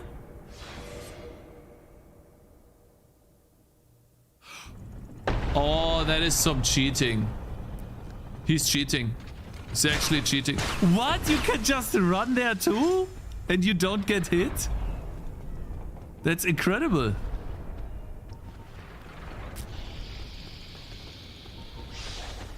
Any percent? Yeah, I know, bro. What I mean by that is cheating compared to normal gameplay. Okay? Stop complaining.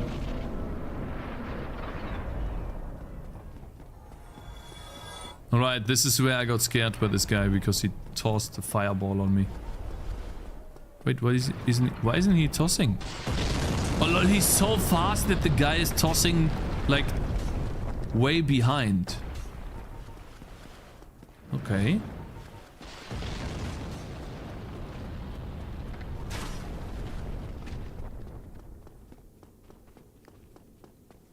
Goodness. Guys tossing in another zip code. Yeah. LOL, he punched him. And it's back to the OP weapon. Okay, let's see. 5 hits. 5. 5 hits. LOL, behind. 1, 2. He fell down. He fell on... Wait, he fell down.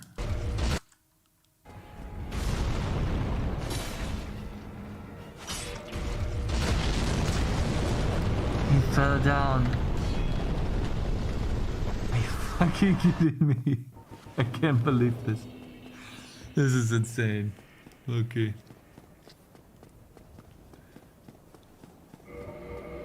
He fell over for me too, but not as fast. Holy shit. 40,000 souls. Okay. Now. This is where it gets interesting. Ornstein and Smaug. How is he going there? Is he literally balancing on this like tiny balancing area? Is he doing the parkour? Because I'm pretty sure this is how many runs can...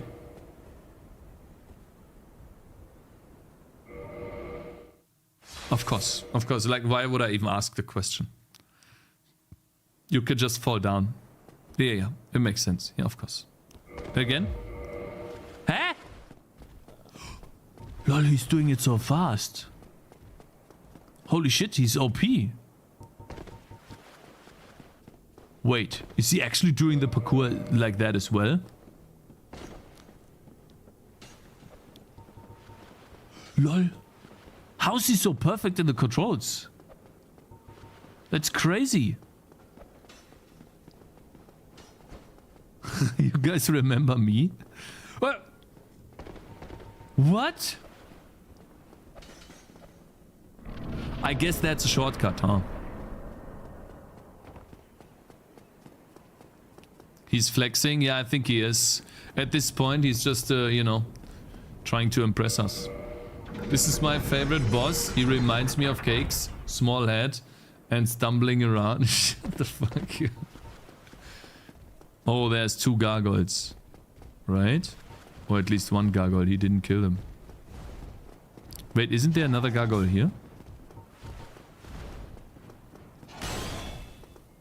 That jump is easy to learn, Cakez, and it's good to learn.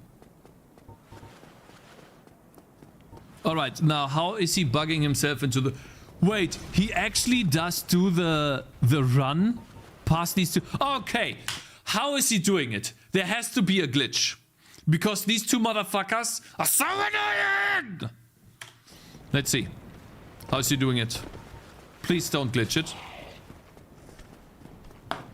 Come on. How are you doing it, sir? How do you glitch them? Ah, he's watching for them to shoot.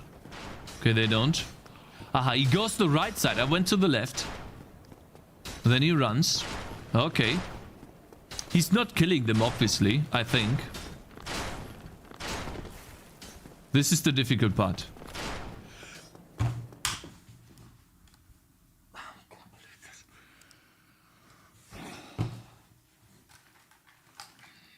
I need a break. I need a break. This is bullshit.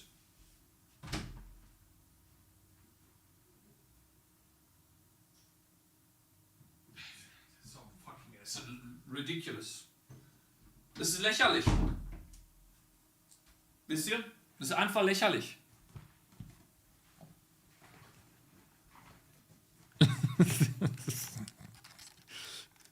I can't believe this.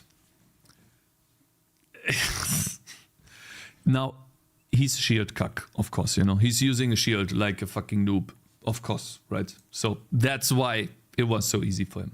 I got myself a banana because, like, yeah, ridiculous. Oh, by the way, when I went here, when I went into this area, right, into this area, I had the choice. I was here after like a couple of tries, but I went into that room and not the other one.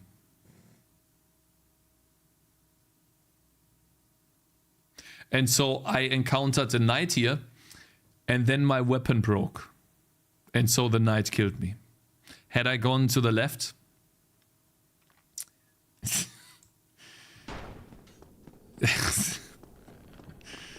that was...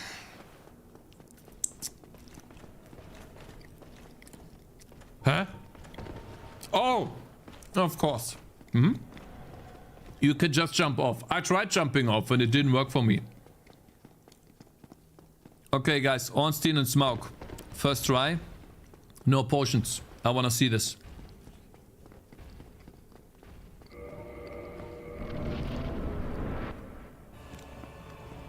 You close the door, Cakez. It didn't work. Okay. Oh, yeah, genau. He comes flying on. It's like, hey, hit me, please. Come on. Here I am. He got so lucky on this try. It's insane that this guy starts off with this. Usually they just walk to you slowly. Ridiculous. Actually ridiculous. Yeah. This run is rigged. Watch. He's gonna stun him. Watch. 1. Stun. I knew it!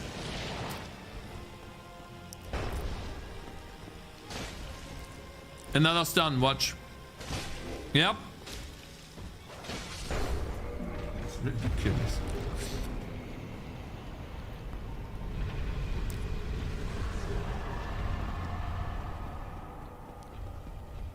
By the way, what I get from this is that you have to have incredible luck with this as well.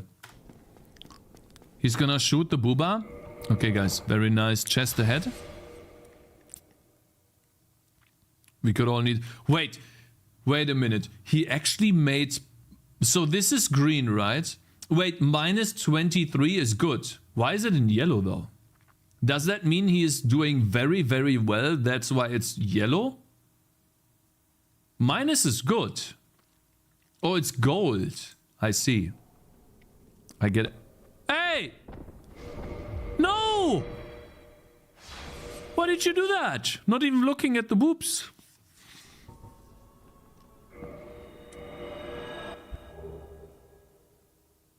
I wonder what this home button means.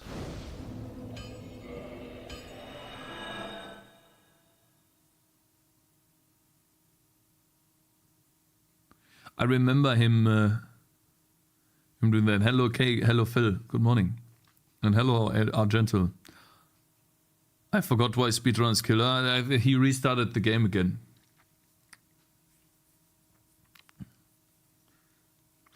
This one took a lot longer. 19 minutes? Wait, so the overall time is 19 minutes, but the in-game time is... Okay. Lord Gwyn. Wait, doesn't he have to... Did he kill all of the 4 bosses? I feel like he missed one boss. See if the scale is. Where is he doing... When is he doing that? He needs to kill that guy too.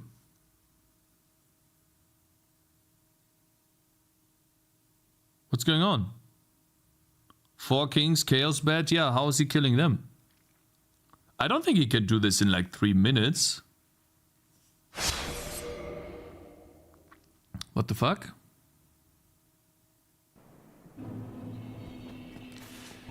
Okay. I think he only has to... What? Huh? You can jump down there too? I need to try that. That was awesome.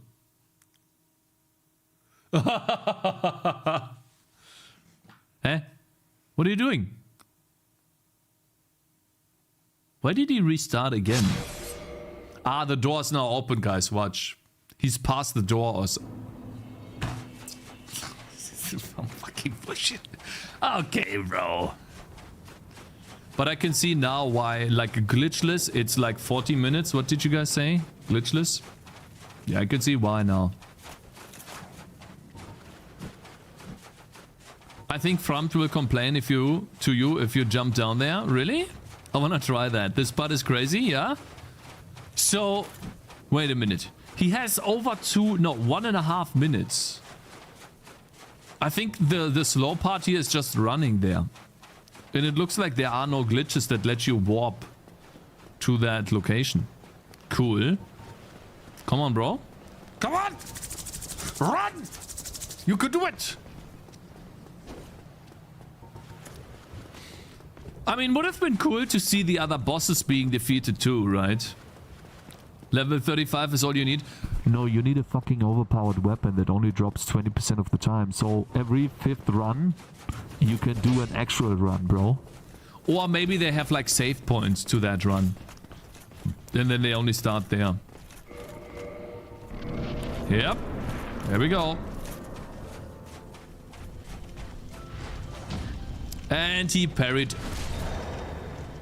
Oh my god, 1,000 damage? What? And he stunned him. Parry. Oh my god, this is ridiculous. Wait, how does he take 30 minutes still? 30 seconds. Isn't he done? Why does he close the game now? No cakes, they really reset run that doesn't get a halberd. They do really reset every run. Okay, what is he doing now? Load game. 17. Holy shit. 17. It's over. Yeah, he killed him. So, and this is what is shown. Wait. Force quit, right? 1741. Hey guys, look at this. It is literally 1 minute and 4 seconds faster than the fastest goofball United States. And no one has been able to beat this time. Why did he get so? He got so lucky on Ornstein and Smaug, I think. I think Ornstein and Smaug is something that takes longer. Can you, by the way, can you click on this and then see the run in action? Yeah, you can. Watch on YouTube. I just want to see his Ornstein and Smaug part. Asylum, Quilagrax, Sense, Anolondo, 14. He's still here. Really? I assume. Oh, you guys can't see it. Oh no, you can. It's this guy right here. Like it's like, who's talking? It's the giraffe talking. All right. Yeah, okay. That song was the. Except in that album, he. That's a bit odd. Oh man. Come on, Ornstein and Smaug. Show me the fight. I think he got unlucky here. I mean, it's obviously other things too, right? But he's been making good time there before. You're not the bad artistic taste. Wait. Oh, yeah, you need to dodge those. Okay, let's see this again. Taste. This fucking area. I hate that, man.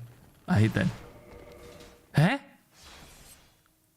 Wait, he's doing a different strategy. The other guy was just waiting for him? Wait, how's he blue now? Have you guys seen that? He was yellow here. And then all of a sudden he's blue.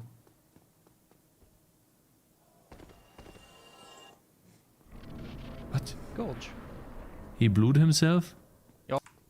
Kind of article. Okay, come on. Show me Ornstein and Smaug. Okay, this is a good start. Is it? Oh my gosh, this is a great start. Yeah, it is. No! Oh, you missed! I knew this! See, he had a bet. Oh no. Come on! I mean, it's still fine, I guess. He said, yeah, he missed. Very sad.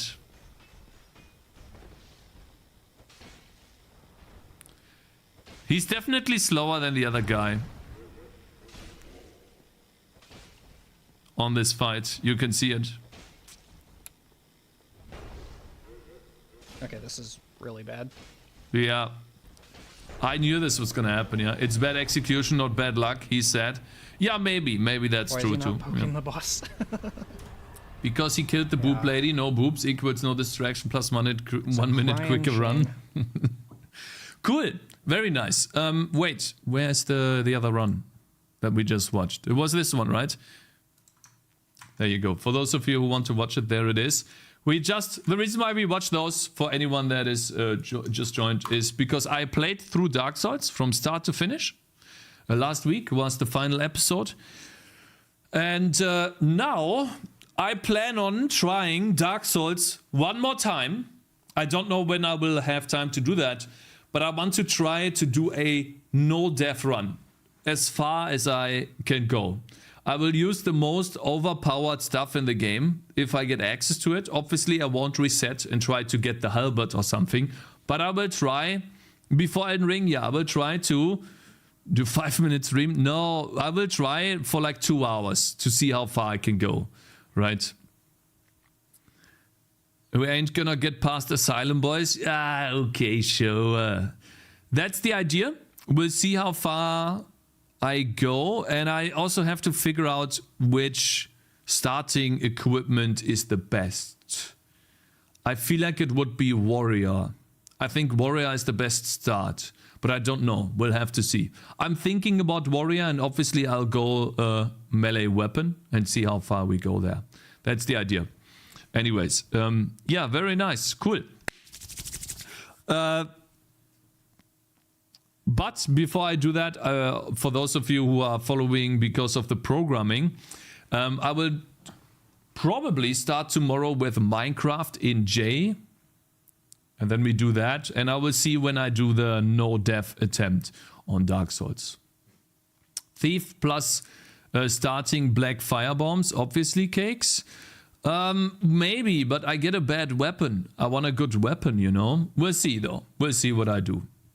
Right, I'll do some research as well. Maybe we can get some good items. Okay, guys, I'll send you over. Let's see if there is...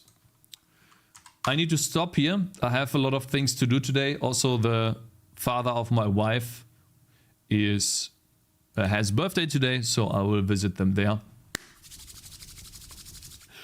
Let's find someone to raid. Do you guys have anyone from the Dark Souls here? It looks like there is not really much. I could send you over to Kuviman as well. If you guys want to, or maybe Mr. Prime. Content. And around the same time, India notified... You guys want to see some React content? CSAM from their platforms. I don't know what CSAM Tech is. content. Oh. It doesn't show me stuff. But yeah, I really appreciate you guys joining. No, okay, that makes sense. Yes. Thank you very much for joining, and yeah, I really appreciate this would be a positive thing to remember. Not being so angry because the stream was late today. At least we're getting fiber soon in the house here. Well, that is awesome.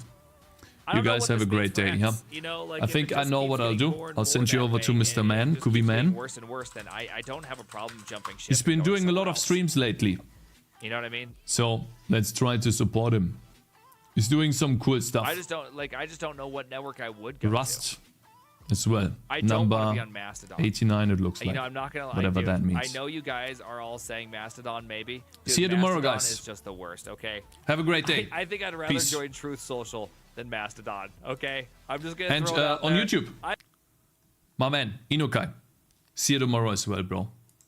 Peace.